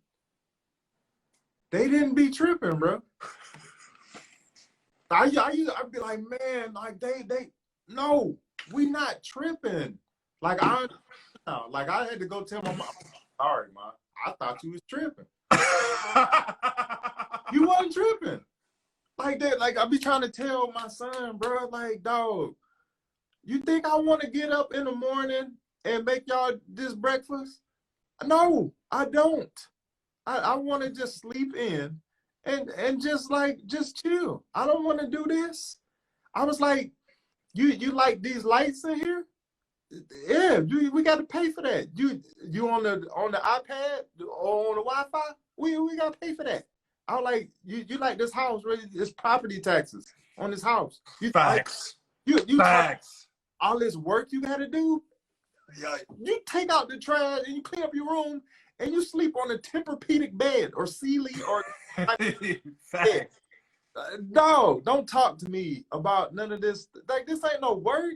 You ain't paid no taxes, not never. None. What are you talking about? Man, I'm mad. It be some days I just put him on the treadmill, like, just because. You will. You will. You're gonna be right on that treadmill. Hey, now what are the personalities of your 4 kids? The one thing every single one of my kids got a different personality, dog. They completely different, fam. My son is just like me, bro. And it is scary, dog. It is very scary, man. Like, the dude is always trying to be the life of the party, always trying to be funny. And I'll be the main one to, like, be chopping them down. Like, dog, look, man, I understand you trying to be funny, but it's a time and a place for that. You know, I used to get 3.0s and 3.5s and all of that other type of stuff. It's a balance that you got to find. You ain't found it yet. You ain't, bruh. Don't be like me. And then I'll be trying to tell them, I played football so that you don't have to.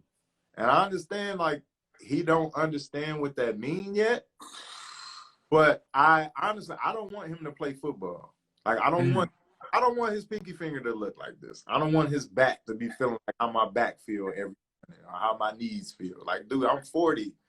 I shouldn't be feeling like this. I've been feeling like this since I was like 26. Like, golly. Feel like that, bro. Like, dog, man, it's so much you got to go through just to practice. Get out on the field to practice, bro. Like, that's why I can't understand. I swear to you, dog, if we got practice at 3:00, this dude, and my eyes are closed, bro, because I'm picturing this dude, Julius Peppers, would show up at 2:30. And no tape, nothing, no hot tub, no cold tub, no yoga, no Pilates, no stretching, nothing. Yeah. And I got snot coming out my nose. Nothing. And the man would walk out to practice, bro. Everybody stretching. I swear to you, Julius Peppers would do this. This is it, bro. He would do this right here. I swear to you. I'm not even. That's it.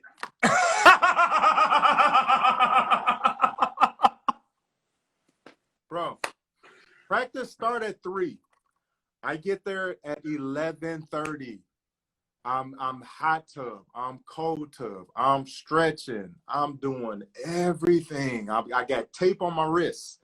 I got tape on my ankles. I got stuff because I used to get turf toe. I got this little thing up under my foot to take pressure off me on my toes. I got all of that. I got this tape on my shins. Like I got a heat pack on my back. Pepper shows up at 2:30, dog. And be like, and walk straight out, dog. The dude, he just throw on the shoes, gloves, and the dude says 2 words. The dude said, "Let's go."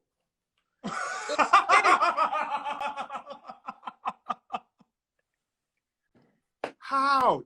I swear to you, Ryan, this man went into the training room, dog, and was looking so confused. He never This man played like 13, 14 years. This dude went in the training room, dog. I swear he hurt his wrist or something like that one year. Dude walked in the training room like he never saw it in his life, dog. He walked in just like this, Ryan. I swear to you, dog. I cannot make this up. Dude walked in the training room like this. Hey, yo, where you go at, like, if you hurt or something? Dog, dude never been in the training room. Like, he probably don't even feel pain. He was just like, yo, what is this sensation I feel in my wrist area? Like, dog, I don't even know what I was talking about. Dog. But yeah, I don't want my son to play football. That was, and then my daughters, they entirely different, like quiet. So you got 3 daughters, 1 boy. Yeah, my daughter's just like real, like caring and sensitive, and my 10-year-old, she's just like, she's really sweet, and she's just like, hey daddy, look at my drawing, look what I did, I drew something for you, da da da. My 9-year-old, she's just like, we call her the honey badger. Like, she's basically the one who give my son a run for the money. Like, you know, that's my son's nickname. Honey badger? Yeah, my middle one. Yeah. I think he's 8. That's my 8-year-old's nickname too. Yeah, she the one. She the one that's like, if a fight break out, like, she gonna be the one that's just like, like, she gonna be getting her licks in. Like, she that one. She the one that's gonna go to bat for everybody. And then the baby, she's 7. She just like, she probably don't know, or maybe she do, but she can basically do whatever she wants to do, and I will agree to it. That's my baby, bro. Like, she can do whatever. She got rap on her pinky, bro. Like, she can do whatever she want to do. Hold on. So your boy, your girl, they scrapping, making jokes, kicked out of class, but the baby, what do you want? Listen, if something happened and she's the one crying, everybody's in trouble. Except her. And you know how, like, I don't know, I just got an ear for her cry. Like, it can be other kids are crying. Like, man, get up. I thought I heard it as I was talking about it. But her cry, I can hear. Like, everybody else is just kind of like, it'll be all right. But her, man, listen, bro. If something happened between her and another one of my kids, like, her name is Ayana, and I'll be like, my wife always get on me all the time. So if Anthony and Ayana got into something, and Ayana's the one who is really like the initiator, like, she's the one who, like, really, like, she punched Anthony, whatever. And so I would ask my wife, I'd be like, well, what did Anthony do? Like, what did, or like, if she get into it with a teacher or something, I'd be like, well, what did the teacher do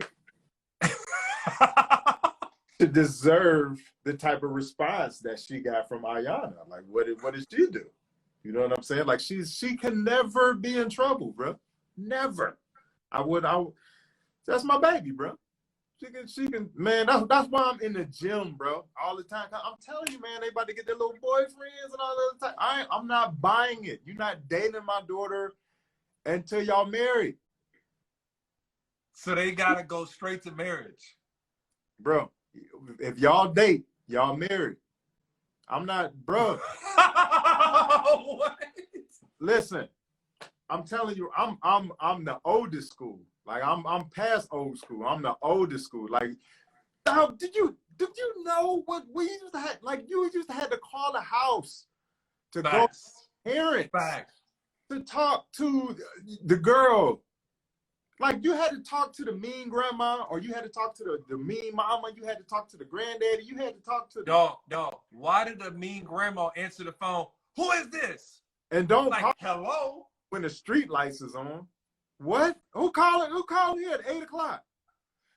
bro, you got to hear all of that, dog. But then now it's like you could DM, you could text. Like, no, I'm not. Listen, somebody got to pray for me, man. Some prayer warriors and all that type of stuff, man. Or maybe I'm just like I'm stuck in a time warp. But I'm not playing all of that, bro. Like I'm not.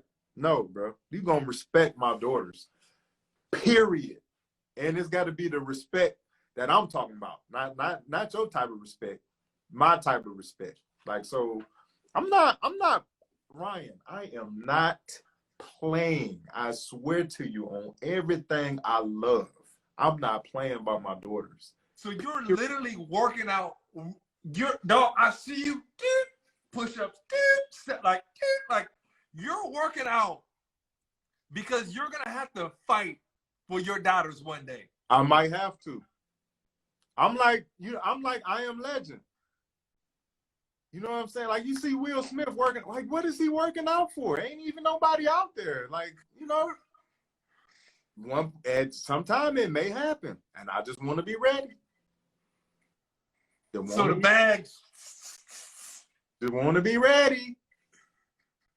Somebody might have to catch these hands.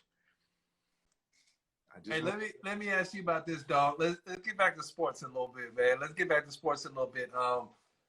The NBA is investigating the Clippers, and they want to know how Jerry West and the Clippers signed Kawhi after all the allegations.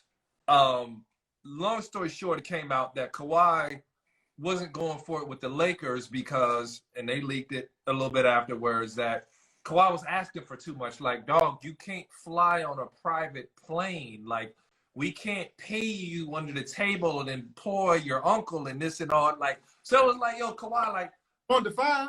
Yeah, the Lakers are like, no, bro, like, Bron doesn't even have that. You can't have that. So it's safe to maybe assume that maybe the Clippers showed him some love. Is Kawhi right? Is he wrong? Should the Clippers have done it? Did they do it? Are they guilty? What you think, dog? What's up with, like, how come you just can't go to, like, why did they stop the Chris Paul trade that was about to go down? The Chris Paul trade got stopped because we were about to go. We just came out of a lockout in which the small markets were arguing that they didn't have the same equal advantage of the large markets. Mm-hmm. So for the league, who owned New Orleans at the time, to send Chris Paul to the Lakers, a large market, and make them a powerhouse and hurt the small market teams, the league would have went on fire. So it would have been very hypocritical, like the league okays this trade for Chris Paul to now make a big market team a powerhouse again, because the Milwaukee's, the San Antonios were like, bro, like the Phoenixes were like, it's not fair. How does he just get to do that? So that's why he ends up coming to Lob City. I came to the Clippers the year after, and it, worked out for Ryan Hollins at least. Oh, okay. So it was a trade, but if you're a free agent, you can do whatever you want to do. He could have done whatever he wanted as a free agent. Okay. So that's why, but Kawhi was a free agent, right? Kawhi was a free agent, but only thing you can sign for is the max contract. But Kawhi apparently wanted, some other perks that the Lakers were like, nah, fam, we're not giving you all that. But it's like LeBron's not even doing all of that. LeBron's just getting money and playing basketball, but you want extra. And now the allegations are coming out that the Clippers did give him extra because, Toronto was still in play. He could have easily stayed in Toronto. Okay. Wow. What? That just shows you how bad the Clippers want it, right? I mean, you deal with all of that type of stuff, at the tail end of everything, like after you've won the championship or something like that. I mean, if you think Kawhi is going to work it, and I think he is. So, I mean, it is what it is. Like, you got the man there, and, you held up your side of the bargain. So I think, like, when it comes to him, like, fully going all out for the team, he'll do that because he know that they rolled out the red carpet. Facts. So, I mean, all these teams, man, they rich in the mug, man. So it don't. Okay, I'll pay that, no problem. Okay, we don't get a draft pick or whatever. Like, we got Kawhi. We ain't tripping. We'll get somebody in free agency or something like that. Who don't want to play with Kawhi? Who don't want to play with a fun guy? He's a fun guy. Dog, I get this, man, this is fun, bro. Like, I've been talking to these kids and doing all this homeschooling and junk all day, man. Hold on. You're teacher. Helping. You're doing. I'm helping. My wife, she be up there cracking the whip, man. I be helping. I ain't gonna sit up here and act like I just do it like just me. My wife. Hold on. What is your role definition? This is what I do right here. Hey, right there. That's how I parent.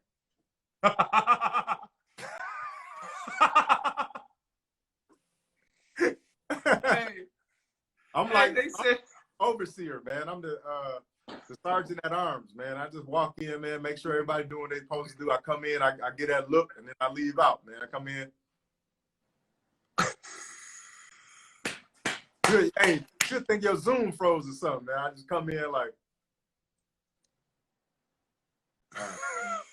you know, your parent come in and just walk in on you while you're in your room, and they don't even say nothing. They just be like, "That's me." Dog, I remember I got in a screaming match with my mom one time, fam. I was nervous. I didn't know how it was gonna end because she told me to stop locking my door. And I justified, I was like, how you know I'm not naked? She was like, I seen it before I had you. And I was like, I'm a man now. It's different. It's not the same. You can't come in here. Knock before you come in my room. Cause my dad was the worst disrespectful, fam. And like you still here? And you still here? I would have been gone after that.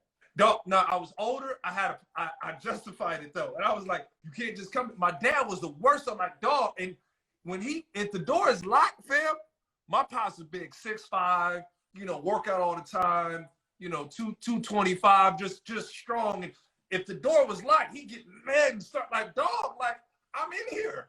Like, you can't do that. And then, dog, he was infamous for, excuse me, I love my dad. He's not here no longer. I love him to death. He was infamous. I used to get so mad at him, fam.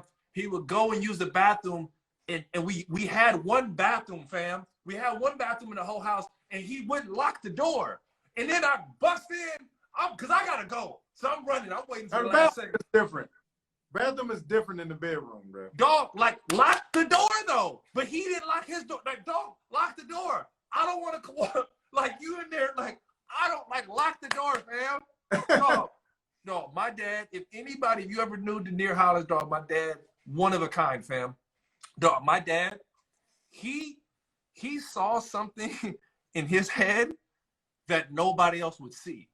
So, dog, like, my dad will be having the time of his life, but nobody else knows what's going on. Like, okay, like, he'll have a conversation with somebody, and they've zoned out. They're not even listening. And he's just, hey, man, and Ryan needs to be starting because if he took the shot over LeBron, Ryan would have made it. I don't know why dog. You talk about LeVar Ball, fam. If they gave Ryan Hollins the microphone, fam, you'd have heard 10 times worse. Dog, I was in high school. He told somebody I touched the top of the backboard. I was like, Dad, I'm barely dunking. I just dunked.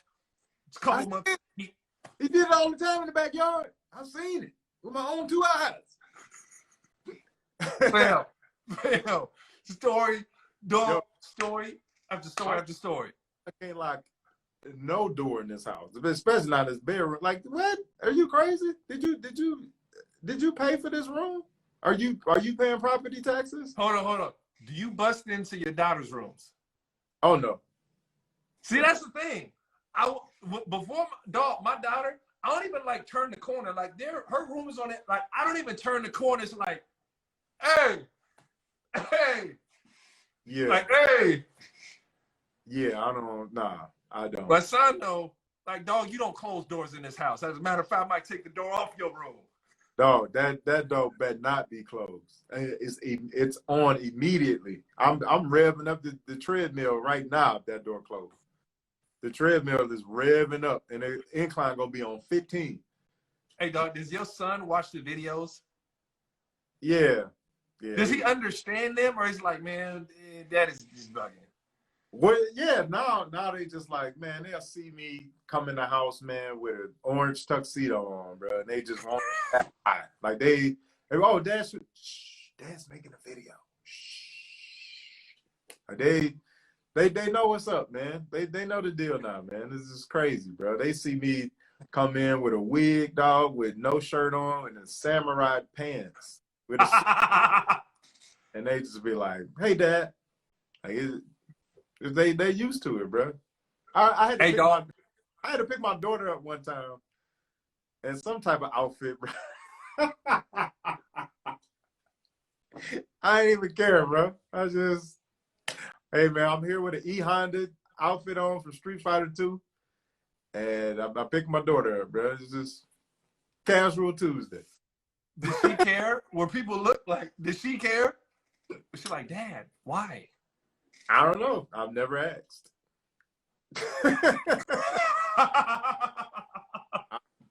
maybe she'll tell me a couple years from now that she cared, but I didn't even ask. I didn't care. All right. We got two things before we get out of here, fam. For one, I got to get some bars from you because we can't do this without like some bars. What's your rap name again? What? Oh, Fat Wonder.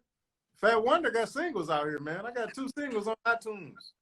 Title, everywhere, man. Everywhere they play music, man. Fat Wonder on there. Hold on. And then we always like 10 minutes of Q&A, fam. I know like this is a treat, man. Hold on, let me see. I don't know if you got to get in character. Hold on, I'm gonna try to find a good. Hold on, what's up, Layback Al? I'm gonna try to find a good instrumental. Man, he no instrumental, bro. I go Acapulco, bro. It don't even matter. I spit. I do this. No. Ryan, it don't even matter, bro. It could be air. I rap to air, to oxygen, to photos. Boss. See, some people beats. Beats. Silky beat. Who made this, your cousin? Now we want on YouTube. We want on that YouTube. On that YouTube. Are we going back and forth, or I'm just kicking it? I don't know if you want my bars. If you want me to go back and forth, listen. If you want me to go back and forth, I hop in now. If you want me to hop in, I'm more of a hype man, though. It don't matter. I'm gonna get my bars off. What Spice, I don't know if the people want to hear me rap. Oh yeah? Okay. Do you want me to go first? It don't matter, bro. This is what I do. Hey, I'm from the D.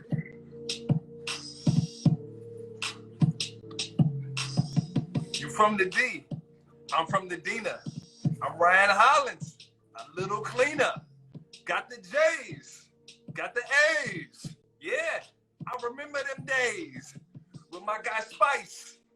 No Ray Rice. You see me? I'm looking nice. We got bars.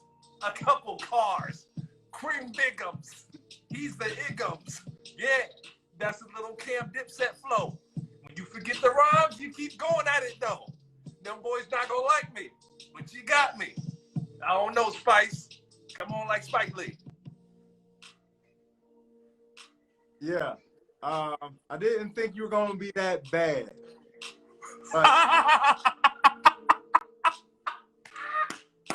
I thought that you were just gonna be like, man, I'm not gonna do this, but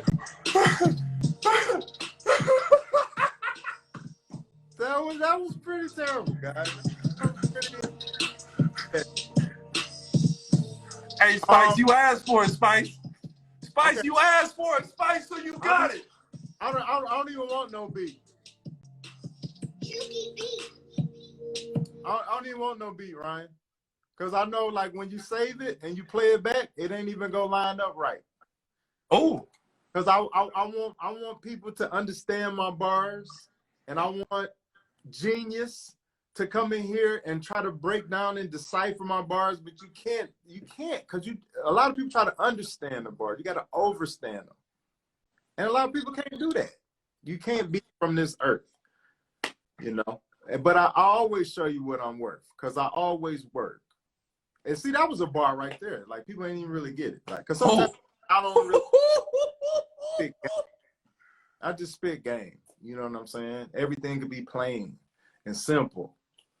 You know what I've said? No, all right, I'll give you bars right now, man. Just straight off the cuff, straight off the rip. Boom, bip, skip, hit you in your lip. You get down on the ground, listen to the sound. I hit you upside the head. You be bleeding, you be bled, you be needing some assistance. I'll be in my 3-point stance, doing my dance with my Gerbo pants. I know you're saying, oh man, that's old school. I ain't no fool. I don't pack no tool. Here's my tool right here, my brain. I come down. It could be snow. It could be sunny. It could be rain. I'm coming down on this mug on me. You look in the back. What you see? Green. Bars.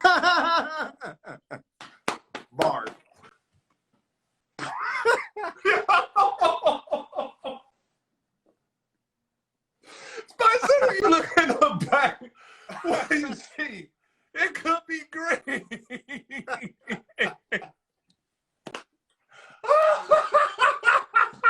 I'm on quarantine, packing that thing.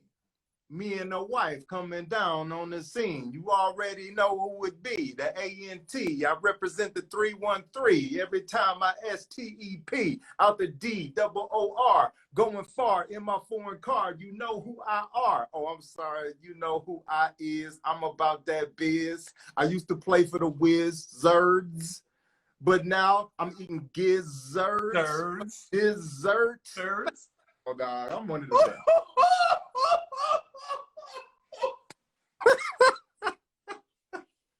Who eats gizzards for dessert? Like, what is that? That was so stupid. Oh my God.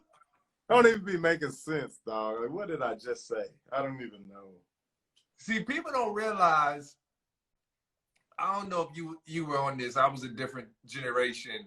You were in college when I was in high school. We all thought we were from New York. Battle rap? Dog, we were in California. It's 90 degrees. We got on white tees, Timbs, and bubble jackets, fam. My high school, we thought we were New Yorkers. We had on, dog, 20-pound Timberlands, dog. Like, so we love battle rap. Like, yeah. Dog, like, battle rap was, fam, dog, we couldn't see enough in interview. You remember the Smack DVD? Yeah. If somebody had the Smack DVD, we'd go to the house. We would watch the battles over and over and over, dog. Like that junk used to be funny, bro. That junk, man. Then they hype, man. Oh man, that junk. Hey, Freestyle Fridays. Freestyle Fridays. I dog used to run home from school. Just catch Freestyle Fridays. Friday 3 o'clock. 106 in Park. 106 in Park, fam. Yes, them young boys don't know about 106 in Park, man. See, they get everything on Instagram now. They just get it too, dog. You had to go home to get in front of your TV to watch. You had to be in the moment. You had to go home and make sure you press record on the VCR. But then you used to have to make sure you got the right tape in, and you got to make sure you got like that little bit of tissue in that part where, you know, you can rip the part out of the VCR tape. You got to make sure you had that little bit of tissue in there so you can record. And don't let you miss 106 in Park. And somebody, your homeboys had to tell you. That's the worst. That is the worst. You wasn't at the place to be at the right time. You was messing around doing something else, and you missed Freestyle Friday. You a disgrace. Hey, you don't remember Poster Boy? Poster, living la vida loca, money, cards, something, choke shot. No, Poster Boy was the GOAT, fam. And Jen. Yeah. The little, you talking about the Asian dude? Yes. Oh, man. Them dudes, man, they was killing it, bro. I used to love it. Hold on. No. I got it for you. I got it. You don't remember this? When they used to have to make a rule that you couldn't talk about AJ in your rhymes. Because AJ was ahead of his time now. Think about it. AJ had the whole, like, the dreads Yeah. and the half deal. AJ was ahead of his time. Y'all not giving AJ credit, fam. He was the very AJ, first one.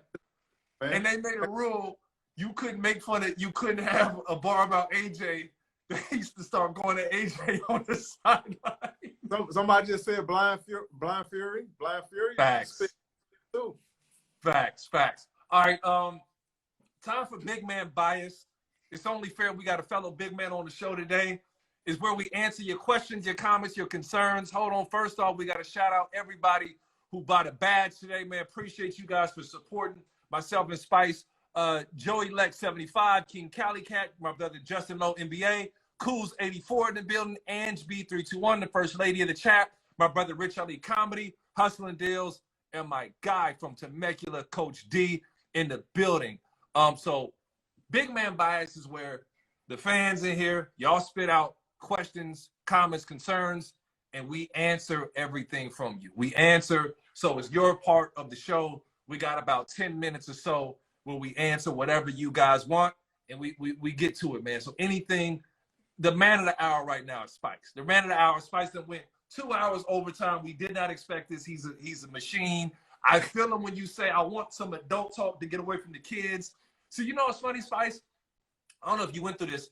When I played, I used to be like, I want to be home. I don't want to go anywhere.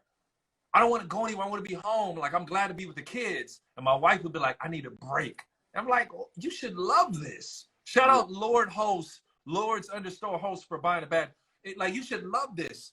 And like, now I'm like, yo, I need a break. But like, hold on, shout out. This is AKO with the badge. Appreciate the support. But yeah, now I'm like, I need a break. But when I played, I was like, yeah, let me be home with the kids. Like, this is great. What's wrong with you? Okay, hold on. Let's get to these questions. My bad, guys. Is Tupac kill the MC? I don't know what he said. Somebody said, have I ever thought about coaching? And I have, but I don't think I got the patience for it because I'm a big disciplinarian. No, not that. I like to like give you an example of what I want. So if like we doing individual drills, I'll show you what I want. I'll be like, man, you got to go through the bags like this, boom, boom, boom, and I'll do it with like high intensity because like I'm an intense guy, I'm an enthusiastic guy. And then if I go through this, like, hold on, can you set the camera up? Can we see your type of coaching?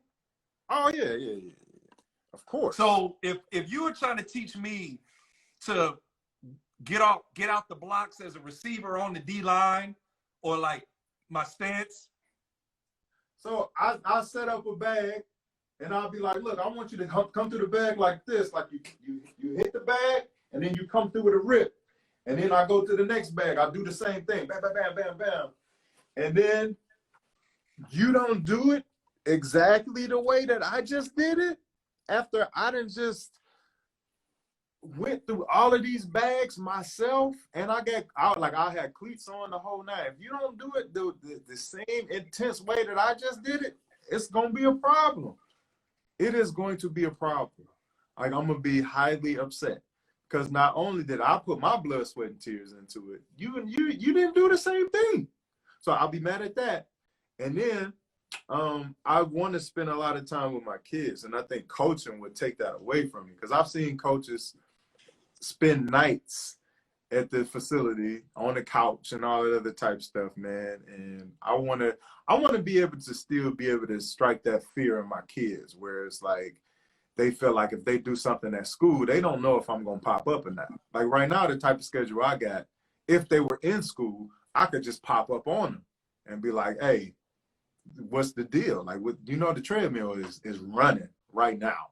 Like, I don't play So around. The treadmill is like, that's the ultimate, like, so there's degrees of workouts that you'll put the kids through. Oh yeah, no question. And it's everything that they hate. Like, they don't like wall sits. They don't like push-ups. I know who don't like jumping jacks. I know who don't like the treadmill. I know who don't like the rower. I know it. And whatever you don't like, that's what we gonna do. That's what we're gonna do. So I got nothing but time now. I got nothing but time. Go ahead, try me if you want to. You feel froggy? Go ahead and jump. Hey, dog, You know, like low key though, like it kind of backfired on me because I do similar. Dog, I had my son doing up downs, and like at first it was really hard, and then like, dog, like he's getting good at them. Yeah. So I was like, hey, 100 up downs, but not ever do that again. And then at first it was like, and now he like, I'm like, dog, and then like he ran up on me to wrestle me the other day, and like he's 8, but he was getting strong. I was like, dog, like you're getting muscle from this, like. Yeah. First I was like, yo, do 200. He did 200. He was like, yeah, I'm done, Dad. I was like, he sounded too comfortable. I need him sweat. And I was like, dog, like you're getting good. Like I gotta find something that he's uncomfortable because he's good at them now. Yeah. I'm already prepared for that. I got a weight vest for that. I got a 15-pound weight vest. You can go ahead, do it with the 15 pounds on. Yeah, do 100 with those on, buddy. See how you like that. And then you're not gonna do it till you get tired. You're gonna do it till I get tired. So go ahead. Oh, you did 100 easy? Do 200. I got time. I'll count all of them. And hey, my man said, what are up downs? Lay down on the floor and then stand up and jump. What are up all the way down to the floor it's the simplest ever. And then stand up and jump. And keep going. Try up downs with full pads on, man. And in 100-degree heat. That's all we did was up downs, bro. Like by the time I got to college, I was like, man, this is easy. All the running we used to do in high school, bro, man. Whew. Okay, so let's get back to it. My bad, guys. This is Big Man Bias, where we're here to answer your questions, comments, concerns. Throw them in here. Shout out to Brazil. Shout out Pasadena. Shout out Detroit in the house. My man Keith said, what do you think about women playing football at the collegiate level? Well, I love it. I mean, I got 3 daughters, so I love it. And I know, like, my daughter, my 9-year-old, man, she done did wrestling, and she's the only one who, like, will play with my son. So, like, she'd be out there playing basketball with him. She'd be out there playing football with him, man. So, I would love for, my daughter to get out there if that's something that she really wanted to do. Like, I don't want any of my kids to play football, but at the same time, I don't want to limit them. If you want to do it, then go ahead and do it. And if it's an opportunity for you to play football, then yeah. I think Brendan had a concern. He said, I know, shout out to the girl who was the first kicker ever to score in the Power 5 game. He said the concern is if they block a kick and somebody go after her. So do you pull up now? Oh, well, see, that's why I'm in training, because I got no problem going out on that field. So if your daughter plays, you can't get touched. That's what we said. Somebody better not touch my baby out there. Yeah. That's what we said. Like, cause it's like, if you in the game, like, you know what I'm saying? Hey, bro, listen. Nobody better not touch my baby out there. Okay. Back to the question, man. He said, has Aaron Donald passed Warren Sapp as the best defensive tackle ever? Nah, man, what? Ooh, nah. Sapp got like 100-something sacks, right? Sapp been a bad man. Sapp been a bad man for a long time. And a championship. No, I mean, I love Aaron Donald. I wanted the Bears to draft him. Because I said, look, man, I talked to the Bears have somebody on the phone who gives the pick in. And I was like, I went up to him. I said, look, whoever the Bears pick, act like you didn't hear him and say Aaron Donald. Because I'm telling you, dog, this guy is that deal. Like, I was following him when he came out of Pittsburgh, man. I said, man, this dude, he's a game changer, man. Like, I don't know how many defensive tackles there's been who have abs. Facts. Super facts. This guy is unreal, dude. Like, if you watch the film, just watch the film on him not getting sacks, like him like almost getting a sack, or him just like affecting a throw. Is nobody like him right now, man. Is he just built different? Like, because when I looked at him different, I was like, yo, you look like a D end, but you're a defensive tackle, but you're short, but you're wide, but like you just look wide and strong. Yeah. He's just like a ball of muscle, bro. Like he's a juggernaut, man. He's just unreal, dog. It's just like, it's beautiful to watch, man. Just like, I know a lot of people, they watch routes and they watch running backs, like the footwork and all of that type of stuff. I'm watching the D-line. I'm watching him.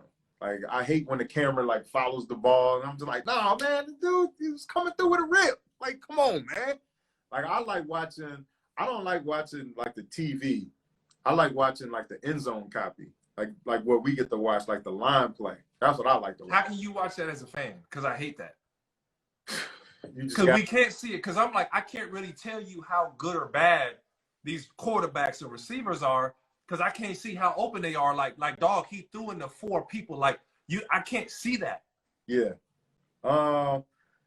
It's kind of like nerve-wracking to watch like the TV copy, but I mean, this is all I got right now, man. But I used to like watching the end zone view, where you could watch the line play and you can see if the offensive line is sliding to the right or they're sliding to the left, or, you know, if they're doing max protection or whatever it may be, man. But I like watching it that way.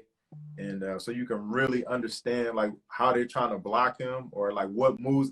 It's like moves that he does, and it's be like, man, that's the same move I used to try with a guy like Stonewall. So like, how is he just able to just like chop the dude's hand and his whole body just go forward like that? Like, he make it look so easy, but it's so hard to do. And you know, I think he's in a step in the right direction to being like one of the top D tackles, but everybody's so quick to just like forget like what, like Sapp was a monster, dog. He was a monster, and he didn't look like Aaron Donald. Yeah. How was he? Because they said he's a big sloppy, but he come out going to work. Sapp played like tight end and like running back or something like that in high school, and you know, he just kept, you know, getting bigger like that. So he's like just like freakishly athletic.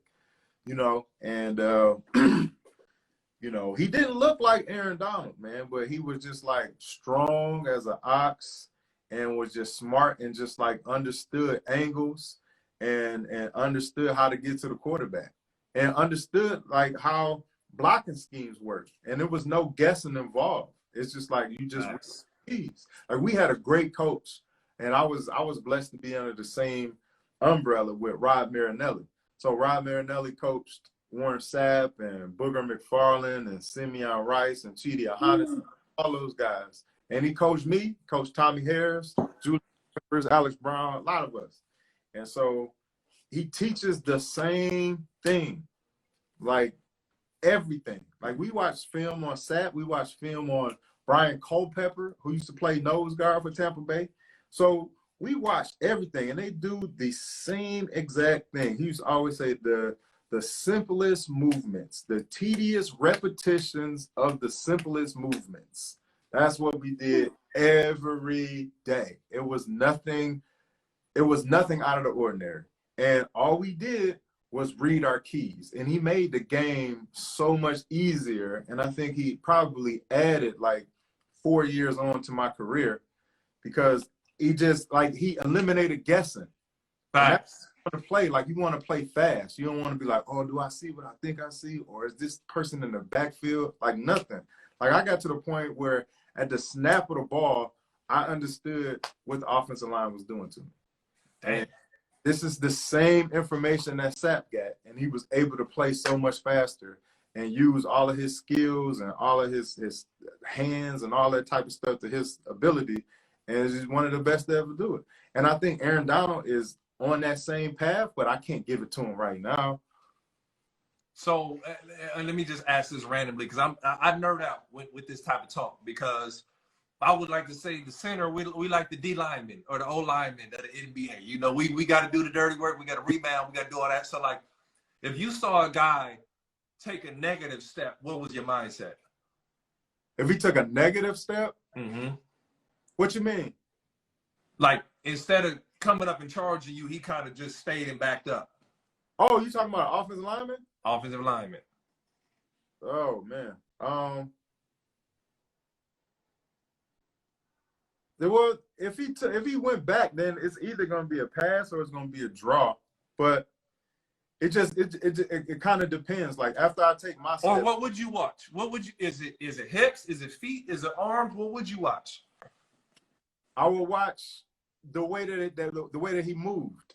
Well, if you playing center, it's easier for me because I'm right on the center. So if you snap the ball and you put your hand out, I immediately know it's a pass, and I immediately know that I don't need to be rushing you because I'm going to waste my time on you. I need to go to the guard.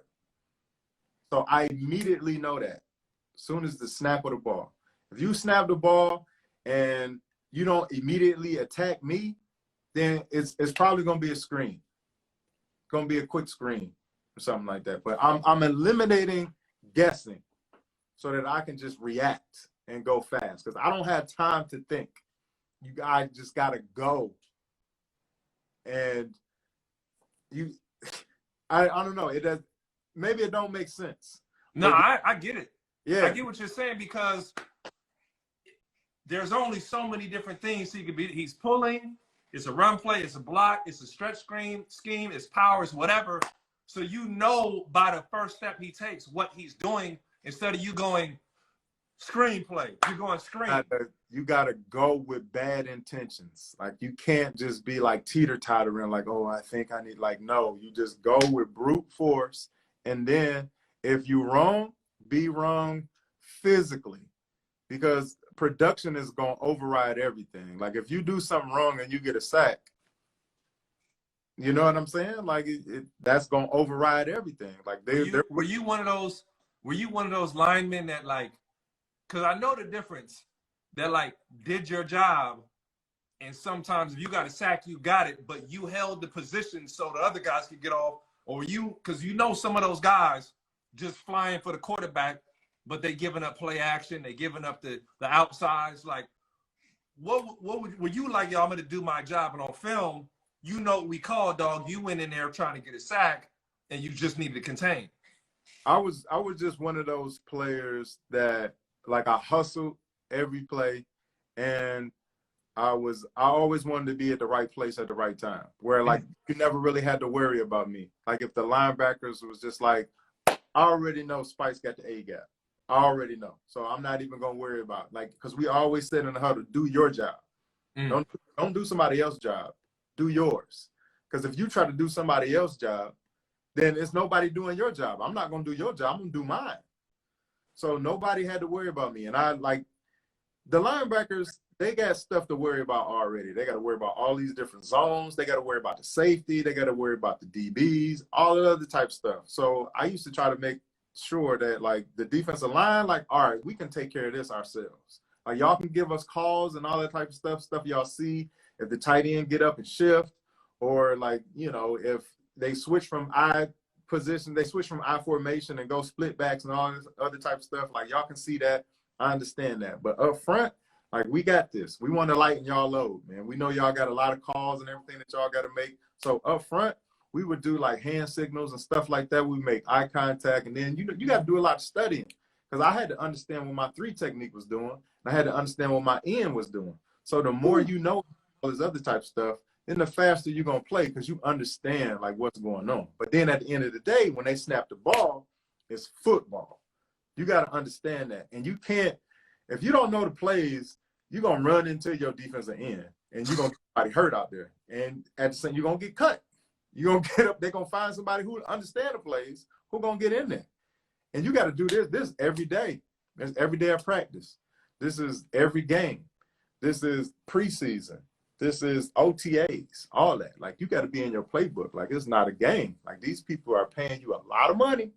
And it's a lot of people who would love to be in your position. And every Tuesday you roll up, when everybody got off, you see all these people coming in trying to get your position. It's, I swear to you, every Tuesday, if a defensive lineman get hurt or if you're not doing your job, it's 5 defensive tackles in, like a revolving door. Every Tuesday. In the middle of the season. In the middle of the season. And they will sign them if they feel like, oh, this guy got potential, or this guy was a first-round draft pick, he went through some hard times and stuff like that. He's here, he's running 40s, he's doing, he's on the bench, like all this other type of stuff. I swear to you, it's 5-6 defensive tackles they bring in every Tuesday to be like, hey, let's get this guy a shot. Dang. 16 weeks. Dang. I ain't see in basketball, it's random. They'll bring, you know, a one guy in or like training camp, but like for the most part, you don't have training camp battles in the NBA because we got guaranteed contracts. So you already know he not making the team, or one guy comes on, it's like, well, if he start playing minutes, I'm out of here. I need to go. But like you see that one guy, but like you saying every Tuesday, yeah, fam, I'll be sick. Like imagine being a kicker, right? Yeah. You missed the extra point in the game. You missed a field goal. You missed the game-winning field goal. That was Sunday. Yeah. Come Tuesday, I guarantee you, it's going to be like 6 kickers in there. Oh, bam. I guarantee you. Guarantee you. It's different. Yeah, they don't talk about that. I ain't even see it like that. They're not playing around, and you will get cut. Hey. Oh, my playbook? Okay. Bro, I Hold seen, on, fam. So I seen your playbook is not yours. I seen somebody get traded right before kickoff. We're in a preseason game, bro. Dude came in, tapped him on the shoulder. Hey, don't put your shoulder pads on. Yeah, get your playbook. Dude got traded in preseason, dog, like right before a game. I seen somebody, we on the field stretching. Out of there. Gone. I say, man, I got to run faster this practice. Boy, I'm like, dog. I'm running to the ball. Because you already know, if you ever see somebody get traded, we win that night. Everybody playing hard as heck, boy. You see somebody get traded, boy, we be out there playing, man, what? Dang. It's crazy, man. I done seen some straight up ballers get released, get cut. Like, sometimes it don't even matter, like, your ability or your work ethic, like none of that type of stuff. Like, coaches like who they like, and it don't have nothing to do with you a lot of times. Like, I seen a dude get cut, go to the Tennessee Titans, led the team in sacks. But this is a guy who could have been on our team, leading us in sacks or whatever. But I don't know, man. Coaches, they like who they like. Dang. All right, guys. Well, let's take 1 or 2 more questions before we get Spice out of here, man. This has been a real treat today. And me, Spice, and Brendan, we got some cool stuff coming up. Somebody said something about a screen, bro. Some people think they're better than what they are. Like, you think like you can just run up in somebody's backfield, like they're letting you go to the backfield, like for a reason. They're going out to go block somebody else. So if you keep running after the quarterback thinking like, oh man, they just gave me a free shot at the court, that never happens. What you need to do is stop and look for the running back and go where he is, but don't go to him. Go to where he's going. Go flat down the line. And this is all stuff that like I could coach, but I don't have the patience for it. And it's tough because the most athletic dudes got to buy into the game. Or you probably get dudes from high school or college who ain't never been coached. They just play. Yeah. Those are the best kind. The guys who just want to learn and just willing to work hard. Let me see. We'll take 1 or 2 more questions here, man, before we get Spice out of here. Appreciate you guys. What's the difference between basketball contracts and football contracts? Well, y'all stuff is guaranteed. We basically have 1-year deals, like, because we can always get released, can always get traded, and like y'all stuff is guaranteed. Like, it's people that are retired who are still like getting checks. And you know what sucks for y'all? When the quarterback gets a mega deal, nobody else on the team can get paid. So the team sucks. Like, we can have 2 max contracts, but it ain't like, well, we had to cut oh boy, because you took all the money, Aaron Rodgers. Like, Yeah. nah, like we can have 2 or 3, almost 3 max contracts. Like that's a huge deal. So like you looking at the quarterback, like that's why Mahomes had to front load his back into his deal so they could still be competitive. People don't know that. Yeah, y'all got a whole different deal, and there's a pay scale. Like lineman, quarterback, running backs can only make so much money in the NFL. NBA, everybody can make the same money. So that's why Jimmy Graham was like, yo, I'm a wide receiver, not a tight end. I split out in the slot so many times, and it was like, nope, tight end. Yep. Let's see the last one here. Let's see if we get a good question here, man. Y'all have been amazing, honestly, for hanging and chilling with us. Honestly, man, it's been a pleasure, Spice, man, just chopping up with you, brother. You know, a long time coming, man. Just having fun. We'll definitely have to do this again. Hold on. Yo, you Spice, you just getting major love, bro. They don't even want to ask questions. They're like, we love you, Spice.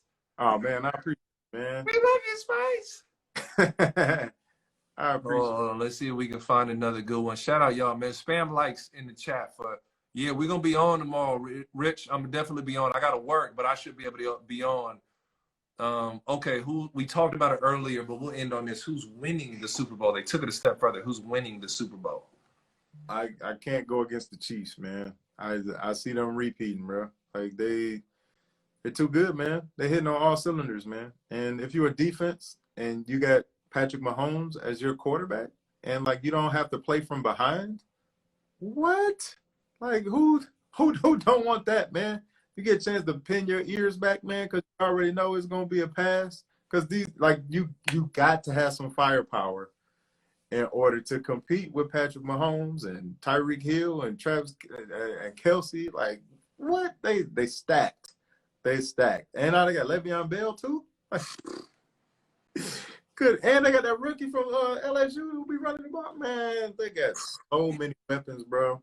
And you know, if you're a defense for the Chiefs and you the honey badger, man, there's a lot of gambles you can take because you know, like your defensive line is they get into the quarterback. So you can jump every route if you want to. And then like if somebody go over top and they score a touchdown, you know Patrick Mahomes is gonna get out there and he gonna score again. So you can take so many gambles on their defense. And I feel like they're gonna repeat. All right, last one here is Andy Reid, the best coach in the NFL. I don't know, man. He got one of the best teams, so I mean, you can say he's the best coach, but I don't know. I mean, I would maybe argue Belichick, but Belichick ain't looking too hot right now with Cam. So I would say Tomlin. Facts. How long has the Steelers been in the thick of things every year? And the man has been there for, I don't know, like Ben was 12 when they got there. Ben is like 30. Ben is like 40 years old. Dog. Man, come on, dog. Like Tomlin is one of the best. How you undefeated and you lost Antonio Brown, Bell out, other receiver got hurt, young fella, I forget his name, and y'all still rolling. And then Bud Dupree got hurt. That's a big deal. So now they finally lose. That's a big loss, dog. Bud Dupree ain't there. That boy a dog. He find a way, bro. For years. All right, man. They definitely supported us here. But Spice, you said if you guys want some merch, the KP_love said that, can I order one of your special Spice and E&J boxes for my hubs? Thanks for sharing a great convo, gentlemen. Thank you for listening. I guess we're selling E&J and hold on, I gotta ask something too real quick now. Where can they get the stuff? But like, do you go through your uncle's closet? Or like, how do you just go randomly and pick up stuff? Like, are you going to the mall and you like, where's the player section? Like, are you buying stuff or is this just old? Like, I got all my uncles. I just got all his clothes. I got a little spot now, man, that I go to out in near like Milwaukee area.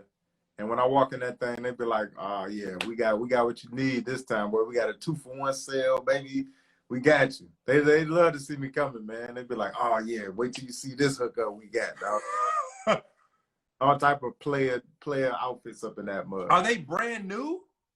Yeah, a lot of them be brand new, dog. Yeah. So hold on. It's really some cats like wearing this stuff. Listen, I would go to the barbershop wearing that, like just like messing around, and there's always like 2 or 3 old heads in there like, dog, where you get that from, dog? Where you get that from? Are you killing them? And I'd be like I'm not being for real, man. Like, but then I gotta realize like there be people wearing this stuff, so I'd be like, yeah, I got it from so and so. They be like, oh yeah, okay, they be writing it down. Hold on, now you said you take 94 and you get off on exit. You said 16A or B? Okay, or 16B, and then you take the fort. Like they'd be like they serious. Legendary, fam. Legendary. Like one day somebody they gotta film you shopping and getting this stuff. Cause like I see it, I'm like, there's no way. I'm like, dog, he really has. There's no way. But yeah, let's finish up. Where can you get the Spice ENJ and the gear and apparel from? Because people want to support, brother. Oh, the ENJ, you go to ejspiced.com, and you can like enter your age and all of that type of stuff, so they know you want to open up. You can go there, or you can go to a liquor store and get the ENJ Spice. But as far as my merch, you go to shop.spiceadams.com. And they got all the like the Big'em shirts, because I see it's a bunch of Big'em shirts, fam. Yeah, I got hats, I got shirts, everything, man. It's all there. Is that an exclusive Big'em's? The deals on the drink. Big'em's. Oh no, Big'em's been Isaiah got kicked off the dream team.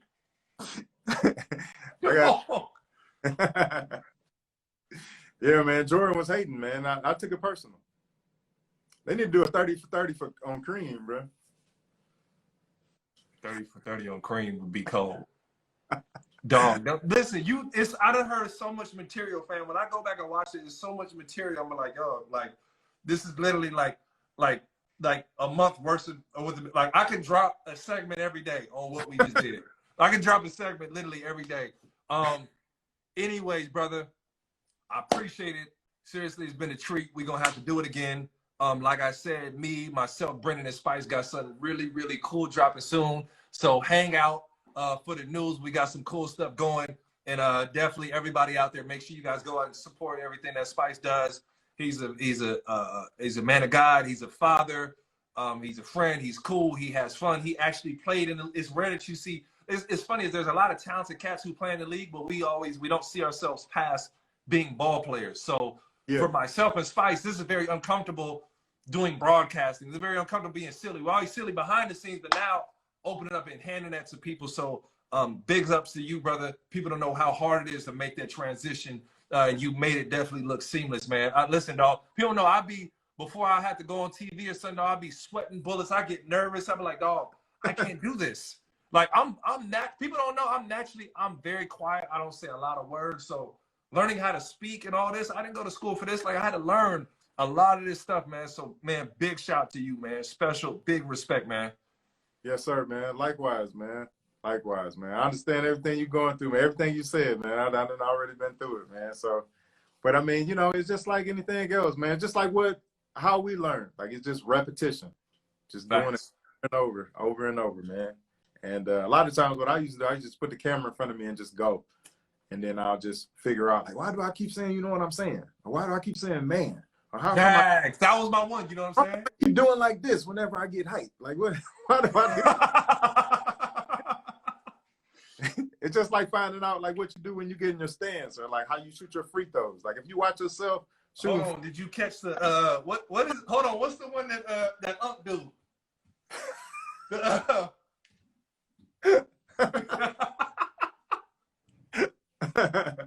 Hey, my words was, you know what I'm saying? Definitely, you feel me? Yeah. It's always something. Okay. All right, brother. Appreciate you, man. I'll catch up with you, and we got some cool stuff coming. Yes, sir, man. Appreciate you, man.